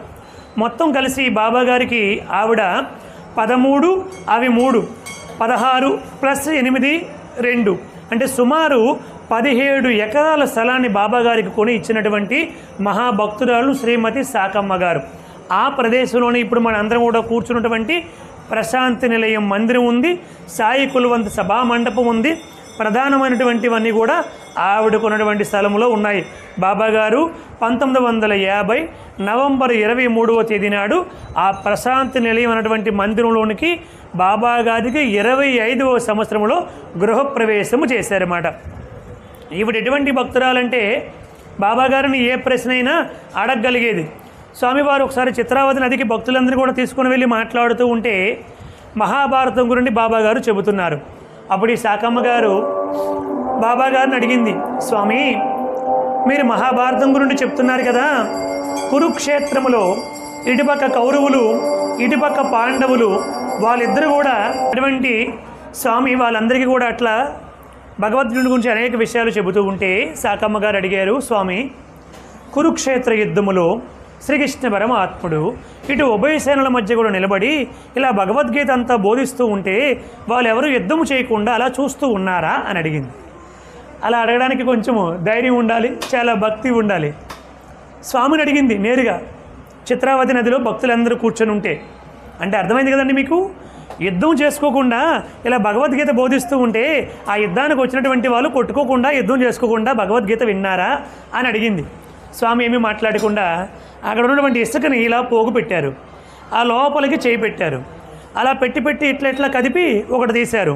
ఒక అడుగు పొడవు, ఒక అడుగు వెడల్పు, ఒక అడుగు ఎత్తు ఉన్నటువంటి ఒక గంధపు చెక్కలతో తయారు చేయబడినటువంటి శ్రీకృష్ణ పరమాత్ముడు గీతోపదేశం చేస్తున్నటువంటి విగ్రహాన్ని తీశారు బాబావారు. తీసి వాళ్ళందరూ చూసి చాలా సంతోషించి ఆ యొక్క పనితనము ఎంత అద్భుతంగా ఉందంటే దానికి నమస్కారం చేసుకుంటూ ఉన్నారు. అప్పుడు స్వామి అడిగారు, శాకమ్మ దీన్ని తయారు చేయాలంటే ఎంతకాలం పడుతుంది అని అడిగారు. స్వామి ఎంత అద్భుతంగా పనితనం ఉన్నది, ఎంత కష్టపడినా కూడా ఒక 2-3 నెలలైనా పడుతుంది స్వామి అని అన్నది. మరి నాకు ఎంత సమయం పట్టింది అని అడిగారు స్వామి. స్వామి 1 నిమిషంలో తీశారు స్వామి. అంటే అలాగే భగవంతుడు తన సంకల్పముతో కాలాన్ని పెంచగలడు, కాలాన్ని తగ్గించగలడు కూడా. ఆయనకి అసాధ్యమైనదంటూ కూడా ఏదీ ఉండదు. మీరు అనుకున్నట్లు భగవద్గీత బోధించడానికి 4 గంటలో 5 గంటలో మీకు పారాయణ చేయడానికి 4-5 గంటల కాలం పడుతుంది కాబట్టి కృష్ణుడికి కూడా అంతే సమయం పట్టిందని అనుకుంటున్నారు. కాదు, ఆయన లిప్త కాలం పాటులోనే ఆ భగవద్గీతను అంతా కూడా అర్జునుడికి అర్థమైనట్టుగా చేయగలిగాడు. భగవంతుడు ఏదైనా ఎలా అయినా చేయగలడని చెప్పారు బాబావారు మాట. జై బోలో భగవాన్ శ్రీ సత్యసాయి బాబాజీకి. అలా శాకమ్మ గారు స్వామివారిని సేవించి తరించినటువంటి ధన్యజీవి. అలాగే వెంకటగిరి మహారాజు గారు కూడా, వీళ్ళందరూ కూడా ఒకసారి ఊహించండి, అప్పటికి వీళ్ళందరూ కూడా కొన్ని 100,000 కోట్లకి అధిపతులు. అవన్నీ ఉండి కూడా ఏమీ లేనటువంటి ఆ చిన్న కుగ్రామానికి వెళ్ళి నీవు భగవంతుడు అని చెప్పి అన్ని సుఖాలు కూడా వదిలిపెట్టేసి ఆయన దగ్గర 2 నెలలు 3 నెలలు 5 నెలలు మరలా బాబాగారు వెళ్ళండి మీ పనులు మీకు ఉంటాయి కదా చేసుకోండి అని స్వామి పంపించినంత వరకు కూడా వెళ్ళకుండా స్వామి వారి దగ్గర ఉండిపోయి వారి జన్మని సార్థకం చేసుకున్నారన్నమాట. అటువంటి వాళ్ళు ఈ శాకమ్మ గారు కొన్ని వేల ఎకరాలు కాఫీ తోటలు ఉన్నాయి ఆవిడికి. ఆవిడన్నీ కూడా వదిలేసి కరెంటు లేని కుగ్రామము, బాత్రూమ్ లేనటువంటి గ్రామంలో స్వామివారి కోసం తన జీవితం మొత్తం కూడా అక్కడే ఉండిపోయి బాబావారికి సేవ చేసి తరించినటువంటి ధన్యజీవి శ్రీమతి శాకమ్మ గారు. అలాగే వెంకటగిరి మహారాజా గారు నెల్లూరు జిల్లా దగ్గర వెంకటగిరి సంస్థానాధిపతిగా ఉన్నటువంటి రాజా సర్వజ్ఞ కుమార కృష్ణ యాచేంద్ర అన్నటువంటి రాజా సర్వజ్ఞ కుమార కృష్ణ యాచేంద్ర ఆ మహారాజు గారి పేరు. ఆయన శ్రీరామచంద్రమూర్తి గారి భక్తులు. ఆ రోజుల్లోనే 1940లోనే ఆయన ఇంగ్లాండ్లో చదువుకున్నాడు. చాలా గొప్ప చదవరి, చాలా గొప్ప శ్రీరామచంద్రమూర్తి భక్తుడు. ఆయన బాబాగారి గురించి విని బాబాగారు బెంగళూరులో శాకమ్మ గారి ఇంట్లో ఉన్నారని తెలుసుకొని తన కుటుంబ సభ్యులందరితో ఒక 100 మందితో కలిసి శాకమ్మ గారి ఇంటికి వెళ్ళారు. ఎవరు? వెంకటగిరి మహారాజా వారు. బాబాగారు లోపల ఉన్నారు. 100 మంది బంధువులతో వెళ్ళారు. అందరూ కారులో వెళ్ళారు. అందరూ మహారాజులు, శ్రీమంతులు. బాబాగారు చిన్న పిల్లవాడు లోపల ఉన్నారు. 1949 అంటే బాబాగారికి ఎన్ని సంవత్సరాలండి? 1926లో పుట్టారు. 49 అంటే బాబాగారికి 23 సంవత్సరాల, మన భాషలో చెప్పాలంటే నూనుగు మీసాల కుర్రవాడు బాబావారు కదా. లోపల ఉన్నారు బాబావారు. ఈయన 100 మందితో కలిసి వచ్చాడు. నేను ఇట్లా వచ్చానని చెప్పండి అంటే బాబాగారికి చెప్పారు. బాబాగారు బయటికి రాలేదు, మాట్లాడలేదు. అలా ఒకరోజు అయ్యింది. 2 రోజులు అయ్యింది, 3 రోజులు బాబాగారు మాట్లాడలే. ప్రతిరోజు కూడా వీళ్ళందరూ వెళ్ళేవారు, బాబాగారు మాట్లాడకుండా లోపలే ఉండిపోయేవారు. అప్పుడు మహారాజు గారికి అర్థమైంది, బాబాగారు మనకేదో పరీక్ష పెడుతున్నారు, మనం ఎటువంటి పరిస్థితుల్లో కూడా బాబాగారిని దర్శించకుండా ఆయన పాదాలు వదిలిపెట్టొద్దు, ఇక్కడే ఉందామని చెప్పి తప్పకుండా వస్తూ ఉండేవారు. దీనికి తోడు స్వామి ఏం చేసేవారంటే, ఆ మహారాజు గారితో మాట్లాడకుండా, వాళ్ళకు వచ్చినటువంటి బంధువులతో మాట్లాడకుండా, వాళ్ళ ఇంటి నౌకర్లు పని వాళ్ళు వస్తే ఆ పని వాళ్ళకి బాబాగారు ఇంటర్వ్యూ ఇచ్చేవారు. ఇది చూడండి ఎలా ఉంటుందో. ఒకసారి దాన్ని తట్టుకోవడం ఎంత కష్టంగా ఉంటుందండి. ఆ పని వాళ్ళు బయటకు వచ్చి, బాబాగారు మాకు విభూతి సృష్టించి ఇచ్చారండి, బాబాగారు మాకు యాపిల్ పండు ఇచ్చారండి, చాలా ప్రేమగా మాట్లాడారండి, ఎంత అందంగా ఉన్నారండి బాబాగారు, ఎంత తెల్లగా బంగారు రంగులు మెరిసిపోతున్నారండి, ఎంత పెద్ద జుత్తు ఉందండి అని మహారాజు గారికి ఆ పని వాళ్ళు వచ్చి చెప్పేవారు. ఆయన కూడా రాజుగారికి ఎటువంటి అసూయ కలగకుండా, తన భక్తిని శతప్రజ్ఞత కోల్పోకుండా లోపల అదే భక్తితో అలాగే 5 రోజుల పాటు వచ్చారు. అప్పుడు 6వ రోజు నాడు బాబాగారు రండి లోపలికి అని వాళ్ళందరినీ కూడా లోపలికి తీసుకొని మొట్టమొదటి వెళ్ళడంతోనే మహారాజు గారి కొడుకుకి ఒక చర్మ వ్యాధి ఉండేది. వెంటనే ఏమిటి ఈ అబ్బాయికి ఇలా ఉంది అని తన హస్తచాలనంతో ఒక్కసారి ఇలా చర్మాన్ని అంతా కూడా స్పృశించారు. అంతే, ఆశ్చర్యంగా అప్పటికప్పుడే ఆ చర్మ వ్యాధి అదృశ్యం అయిపోయింది అన్నమాట. అంతే, మహారాజు గారు పరమానంద భరితులు అయ్యారు. ఇంకా రాముడి గురించి, కృష్ణుడి గురించి, వేదాంత రహస్యాల గురించి, ఆయన చేస్తున్నటువంటి సాధన గురించి, ఆ సాధన రహస్యాల గురించి బాబాగారు కొన్ని గంటల పాటు వాళ్ళందరితో మాట్లాడి తన దైవ శక్తిని వాళ్ళందరికీ తెలియపరిచారు. ఆనాటి నుంచి వాళ్ళు మహాభక్తులుగా మారిపోయి పుట్టపర్తికి వచ్చారు. ఇంకా తరచు కూడా పుట్టపర్తి వస్తూనే ఉండేవారు మహారాజులు అనేటువంటి వాళ్ళు. ఎన్ని పాటలు పడాలో తెలుసండి. పెనుగొండ రావాలి, పెనుగొండ నుంచి బుక్కపట్నం రావాలి, ఆ బుక్కపట్నంకి అవతల వైపు చిత్రావతి నది అవతల కారు ఉండిపోతుంది. ఆ కారు అక్కడ వదిలేసి ₹1, ₹2 అక్కడ ఉన్నటువంటి పల్లెటూరు రైతులకి ఆ కారు దగ్గర కాపలా పెట్టి వీళ్ళు నడుచుకుంటూ చిత్రావతి నది దాటి యువతలకి రావాలి. తీరా యువతలకు వస్తే కరెంటు ఉండదు, ఫ్యాన్ ఉండదు, ఏమీ ఉండదు, ఏ బంగ్లాలు ఉండవు, కూర్చోడానికి మంచి కుర్చీలు కూడా ఉండవు, ఏమీ ఉండవు, బాత్రూములు కూడా ఉండవు. చివరికి వాళ్ళందరూ ఎవరు? మహారాజులు, మహారాణులు. అటువంటి వాళ్ళు బాబాగారి మీద నమ్మకముతో బాబాగారి దగ్గర అన్ని నెలల పాటు ఉండిపోతూ వచ్చారు. ఆ సమయంలోని మహారాజు గారు బాబాగారి దివ్యత్వాన్ని తెలుసుకొని, బాబాగారు బుక్కపట్నంలో చదువుకున్నారని తెలుసుకుని, ఆ బుక్కపట్నం వెళ్ళి బాబాగారు చదువుకున్నటువంటి స్కూలుని మళ్ళీ రీమోడల్ చేసి మంచి స్కూల్ ఒకటి కట్టించి ఇచ్చారు. బాబాగారు ఇక్కడ చదువుకున్నారు కాబట్టి ఆ స్కూల్ ఎప్పుడు కూడా మంచిగా ఉండాలి అని మొట్టమొదట స్కూల్ కట్టించారు. ఆ తర్వాత స్వామిని వెంకటగిరికి రమ్మని ఆహ్వానించారు. అతడి భక్తికి మెచ్చుకున్నటువంటి స్వామివారు వెంకటగిరికి బయలుదేరి వెళ్ళారు. 1950వ సంవత్సరము సెప్టెంబర్ 7వ తేదీ నాడు ఆ రాజుగారు వాళ్ళ అబ్బాయిని పంపించారు, కుమార రాజా గారిని పంపించారు. బాబాగారిని దగ్గరుండి తీసుకునిరా, నువ్వు దాటినప్పుడు ప్రయాణం అయినప్పుడు నాకు మధ్యలో టెలిగ్రామ్ చేయి, నేను రెడీగా వెంకటగిరి దగ్గరికి బాబాగారు వచ్చినప్పటికీ మరి బాబాగారికి ఘనంగా స్వాగతం చెప్పాలి కదా, నేను ఏనుగుల మీద, గుర్రాల మీద, రథాల మీద అన్నిటిని కూడా తీసుకొని బ్యాండ్లు, వాయిద్యాలు అన్నీ కూడా పెట్టుకొని సిద్ధంగా ఉంటానని చెప్పాడు కుమారరాజాకి. బాబాగారు కారు ఎక్కారు. స్వామి, మా నాన్నగారు టెలిగ్రామ్ చేయమని చెప్పారు, కదిరిలో ఒక్కసారి ఆగుతానంటే అవసరం లేదు కూర్చోలే అన్నారు స్వామి. స్వామి, అక్కడ అన్ని ఏర్పాట్లు ఏం పర్వాలేదులే అని చెప్పారు. ఈయన లోపల మళ్ళీ మా నాన్నగారు ఏమంటారో ఏమిటో, స్వామి ఏమిటి టెలిగ్రామ్ చేయనివ్వట్లేదు అనుకుంటూ మొత్తానికి అక్కడికి చేరుకున్నారు. అక్కడికి వెళ్ళేసరికి రాజుగారు అందరూ కూడా మంది మార్బలాలతో అందరూ వచ్చారు. గొప్ప వాయిద్యాలతో స్వామివారిని బ్యాండ్ మేళాలతో లోపలికి ఊరేగింపుగా తీసుకుని వెళ్ళారు. ఇంట్లోకి వెళ్ళిన తర్వాత కార్యక్రమం అంతా అయిన తర్వాత వాళ్ళ నాన్నగారికి కుమారరాజా గారు అడిగారు, నాన్నగారు స్వామి ఇన్ని గంటలకు వస్తారని మీకు ఖచ్చితంగా ఎలా తెలిసింది? నేను మీకు టెలిగ్రామ్ చేయలేదే, బాబాగారు వద్దన్నారని చెప్పండి. అదేమిటి, నువ్వే టెలిగ్రామ్ చేసావు కదా, ఇదిగో టెలిగ్రామ్ అని చెప్పి ఆ కట్ట తీసి ఇదిగో కదిరి దాటుతున్నాము, ఇదిగో మదనపల్లి దాటుతున్నాము అని ఆ టెలిగ్రాములని కూడా చూపించారు. అబ్బా, బాబాగారు ఏదైనా చేయగలరు అని వాళ్ళకి అర్థమైంది అన్నమాట. ఆ తర్వాత బాబాగారు వాళ్ళందరితో చాలా ప్రేమగా మాట్లాడుతూ, చిన్నపిల్లలంటే బాబాకి చాలా ప్రేమ అండి. ఎందుకంటే వాళ్ళది నిష్కల్మషమైనటువంటి హృదయము. మనందరి హృదయాలు ఇప్పటికే బాగా మలినమైపోయి ఉన్నాయి కాబట్టి కొంచెం బాగా కడిగితే తప్ప బాగా సాధన చేస్తే తప్ప అంత తొందరగా మారడానికి మనకు ఉన్నటువంటి అసూయలు, ద్వేషము, ఈర్ష్య, కోపము ఇవన్నీ పోవాలంటే అంత తొందరగా పోవు. చిన్నపిల్లలకి ఇంకా ఏది అంటుకోలేదు కదా, శుద్ధంగా ఉంటాయి ఆ హృదయాలు. అందుకే స్వామివారు ఎప్పుడు కూడా ఈ విద్యార్థులే నా పిల్లలే నా ప్రాపర్టీ అన్నారండి సాయిబాబా గారు. ఒకసారి బాబా గారు గట్టిగా కరతాళధ్వనులు చేయండి. నా ప్రాపర్టీ, నా ఆస్తి ఏమనుకుంటున్నారు? కనిపిస్తున్నటువంటి ఈ భవనాలు, లేకపోతే ఇక్కడ ఉన్నటువంటి వస్తువులు, వాహనాలు ఇవి కాదు నా ప్రాపర్టీ, ఈ పిల్లలే నా ప్రాపర్టీ అని చెప్పారు సాయిబాబా గారు. అంత ప్రేమ. ఆ మహారాజు గారి దీని దగ్గరికి చాలామంది పిల్లలు వచ్చారు. స్వామి ఆ పిల్లలందరినీ పిలిచారు. నీకేం కావాలి అని అడిగారు. పిల్లలకి ఏం తెలుస్తుంది బాబు? స్వామి నాకు యాపిల్ పండు కావాలి అని ఒక పిల్లవాడు అడిగాడు. ఇంకో పిల్లవాడు స్వామి నాకు ద్రాక్ష పళ్ళు కావాలి స్వామి అన్నాడు. ఇంకొకటి నాకు అరటిపళ్ళు కావాలంటే అరే ఇట్లా కాదు కానీ అక్కడ తోటలో ఒక చెట్టు ఉంది. మహారాజు గారి వెంకటగిరి ఆస్థానంలో రాజుగారి తోటలో ఒక చెట్టు ఉంది. అరే ఆ చెట్టు దగ్గరికి వెళ్ళి మీకు ఎవరెవరికి ఏ పళ్ళు కావాలో అవన్నీ తీసుకోండిరా అని చెప్పారు స్వామి. ఈ పిల్లలందరూ పరిగెత్తుకుంటూ అక్కడికి వెళ్ళారు. 15 రోజుల పాటు ఒకే చెట్టు నుంచి ఈ పిల్లలందరూ ఏ ఫలాలు కోరుకుంటే ఆ ఫలాలని కూడా ఇచ్చారు బాబావారు. వెంకటగిరిలో చేసినటువంటి ఒక అద్భుతమ మాట. తర్వాత రాజావారికి అనేక విషయాలు చెప్పారు. కుమార రాజావారు స్వామివారికి రోజు పాదసేవ చేసేవారు. పాదసేవ చేస్తూ ఒకరోజు అడుగుతారు, స్వామి మీరేం అనుకోకపోతే చిన్న సమస్య ఏమి స్వామి అంటే, అడుగు ఏం పర్వాలేదు, నేను ఏమీ అనుకోను, మీ సంశయాలు తీర్చడానికి ఈ అవతారం వచ్చింది, అడుగు ఏమిటి నీ సంశయం అన్నారు. స్వామి రమణ మహర్షికి, రామకృష్ణ పరమహంసకి, చైతన్య మహాప్రభువుకి మీకు ఉన్న తేడా ఏమిటి స్వామి అని అడిగారు. అలా అడగాలంటే చాలా సాహసం చేయాలండి.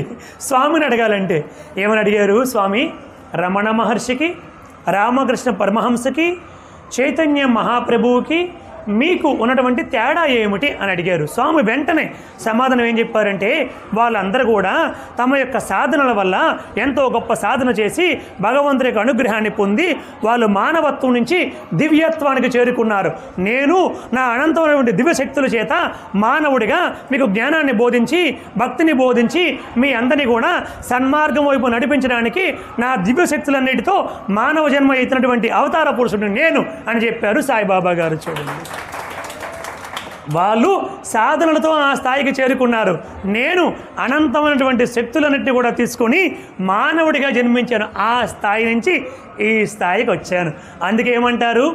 అవతరించుటయనుటలో అర్థమేమి, అవతరించుటయనుటలో అర్థమేమి, జనులపై ప్రీతి వాత్సల్య పరతతోడ వారి స్థాయికి దైవంబు వచ్చు భువికి, జీవ ప్రజ్ఞతో పాటుగా దైవ ప్రజ్ఞ. భగవంతుడు స్వామన్నారు, ఒరే నేను ఈ ఆకారంతో ఎందుకోసం వచ్చారంటే, నేను మీలాగే మాట్లాడి, మీలాగే తిరుగుతూ, మీలాగా ప్రవర్తిస్తూ ఉండి మీకు జ్ఞానాన్ని బోధిస్తేనే మీరు అర్థం చేసుకోగలుగుతారు.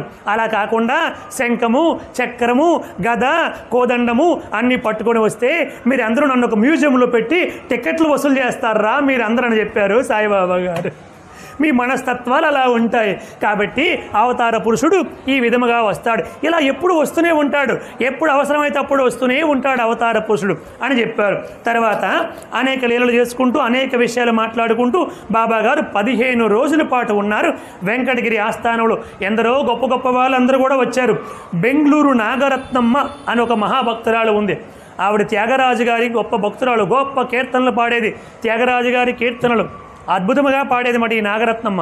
ఆవిడికి త్యాగరాజు గారి కల్లో కనబడి శ్రీరామచంద్రమూర్తి భగవాన్ శ్రీ సత్యసాయి బాబా వారిగా వెంకటగిరి ఆస్థానంలో ఉన్నారు, వెళ్ళి దర్శనం చేసుకో అని చెప్పారు.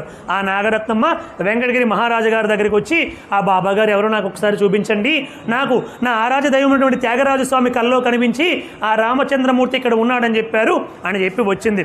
వాటితో పాటు బాబా వారు ఒకరోజు అలా మాట్లాడుతూ మహారాజా మీకు ఏదైనా కోరుకుంటే కోరుకోండి అన్నారు. మహారాజు గారు అన్నారు, స్వామి మీ దయ వల్ల నేను అంతా బాగానే ఉన్నాను, నాకే కోరికలు లేవు స్వామి అన్నారు. మీ అమ్మగారిని చూస్తావా అన్నారు సాయిబాబా గారు. అక్కడ వాళ్ళ అమ్మగారి ఫోటో చిత్రపటం ఉంది. అప్పటికి వాళ్ళ అమ్మగారు చనిపోయి 3 సంవత్సరాలు అయ్యింది. ఇదేమో 1957వ సంవత్సరము. అప్పటికి వాళ్ళ అమ్మగారు దాదాపు 3 సంవత్సరాల కిందట చనిపోయారు. స్వామి ఏమో మీ అమ్మగారిని చూస్తావంటే మా అమ్మగారు చనిపోయారు కదా, ఎలా చూపిస్తారు బాబాగారు అనుకుని, సరే స్వామి మీరు చూపిస్తే చూస్తాం అని చెప్పి అన్నారు. అలా అనగానే స్వామి ఒక్కసారి ఆ చిత్రపటం వైపు చూసి, రత్నమ్మ ఒకసారి బయటికి రా అన్నారండి. అంతే. ఆశ్చర్యముగా ఈ దేహం ఎలా ఉంటుందో అదే దేహంతో ఆ ఫోటోలో నుంచి రత్నమ్మ గారు బయటకు వచ్చారు. వెంకటగిరి మహారాజు గారు చూసి ఆశ్చర్యపోయారు.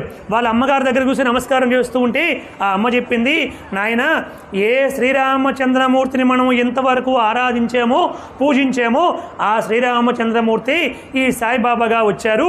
అతడు మహామాయ చేస్తాడు, మహానటన చేస్తాడు. ఆ మాయలో నువ్వు ఎప్పుడు కూడా పడిపోవద్దు.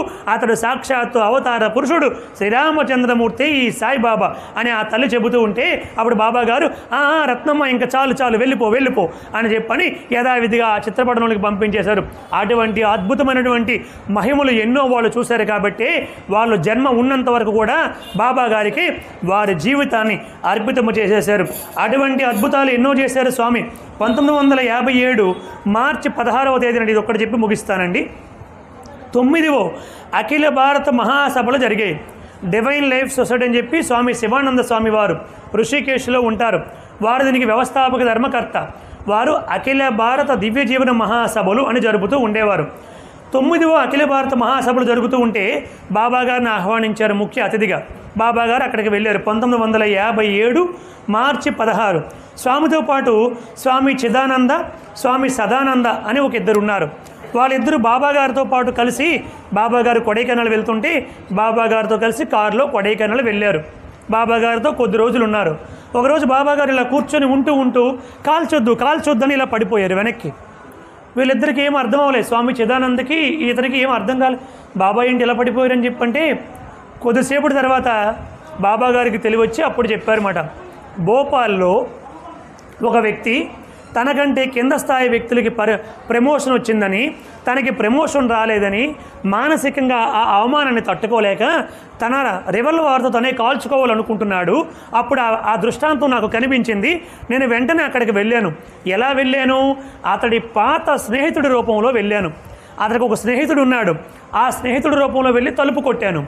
వెంటనే ఆ రివాల్వర్ తీసి కింద దాసేసి తలుపు తెరిచాడు. తెరిస్తే నేనే 3 రూపాల్లో, అంటే భార్యగా, భర్తగా, కొడుకుగా అక్కడికి వెళ్ళాను. వెళ్ళేసరికి అరే ఎప్పుడు వచ్చావరా, నువ్వు ఎప్పుడు వచ్చావరా అని ఆ స్నేహితుడితో కొద్దిసేపు మాట్లాడాడు.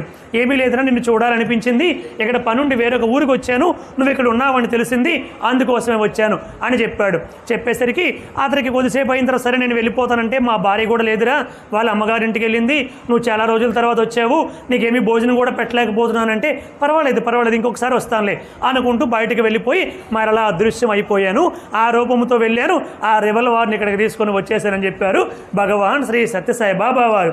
అటువంటి ఎన్నో మహత్యాలు చూపించి, మీరు ఒకటి గుర్తుపెట్టుకోండి, ఎన్ని మహిమలు చూపించినా, ఎన్ని మహత్యాలు చూపించినా, ఎన్ని అద్భుతాలు చేసినా మనల్ని మార్చడానికే, మనల్ని సన్మార్గములో ప్రవేశపెట్టడానికే, మనలో ఉన్నటువంటి అజ్ఞానము పోయి, అహంకారము పోయి, అంధకారము పోయి భగవంతుడి పట్ల విశ్వాసం ఏర్పడితేనే మనము ధర్మంగా జీవిస్తాము, సాధన చేస్తాం.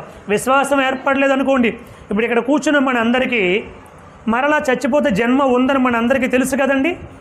మీరు బాగా గుర్తుపెట్టుకోండి, మరలా జన్మ ఉందని తెలిసిన వాడే ఈ జన్మలో ఎన్ని కష్టాలు వచ్చినా, ఎన్ని నష్టాలు వచ్చినా భగవంతుడి పాదాలు పట్టుకుంటాడు, ధర్మంగా జీవిస్తాడు, సాధ్యమైనంత వరకు ధర్మాన్ని పాటిస్తాడు. ఎవడు చెప్పాడు ఇవన్నీ? మళ్ళీ జన్మ ఉందో లేదో ఎవడు చూశాడు ఇవన్నీ అనుకున్నవాడు ఈ జన్మని బాగా ఎంజాయ్ చేయాలనుకుంటాడు. దానికోసం వాడు ఏ తప్పు చేయడానికి వెనకడుగేయడు, ఏ పాపం చేయడానికి వెనకడుగేయడు. కారణం ఏమిటి? తెలివి వాడి ఇక్కడ ఉన్నటువంటి లా అండ్ ఆర్డర్ నుంచి తప్పించుకుంటే చాలు అనుకుంటాడు వాడు. మనకి ఈ లా అండ్ ఆర్డర్ నుంచి మనం తప్పించుకోవచ్చేమో కానీ ఆ లా అండ్ ఆర్డర్ దగ్గర నుంచి మనం తప్పించుకోలేమని మనకి తెలుసు కాబట్టి మనకి ఎంత కష్టమైనా, ఎంత నష్టమైనా భగవంతుడి పాదాలు వదిలిపెట్టకుండా ఉంటామన్నమాట. అందుకే అవతార పురుషుడి గురించి తెలుసుకోవడం కోసం మన వాళ్ళందరూ కూడా ఈ సత్సంగాన్ని ఏర్పాటు చేశారు. మరి మిగతా కథాభాగాన్ని రేపటి రోజు మనందరం కూడా తెలుసుకునే ప్రయత్నం చేద్దాం. జై బోలో భగవాన్ శ్రీ సత్యసాయి బాబాజీకి, సమర్థ సద్గురు సాయినాథ్ మహారాజ్కి. మంగళం గురుదేవాయ, మంగళం జ్ఞానదాయినే, మంగళం పర్తివాసాయ, మంగళం సత్యసాయినే. ఓం శాంతి శాంతి శాంతి. సర్వం శ్రీ సాయిరామార్పణమస్తు. స్వస్తి.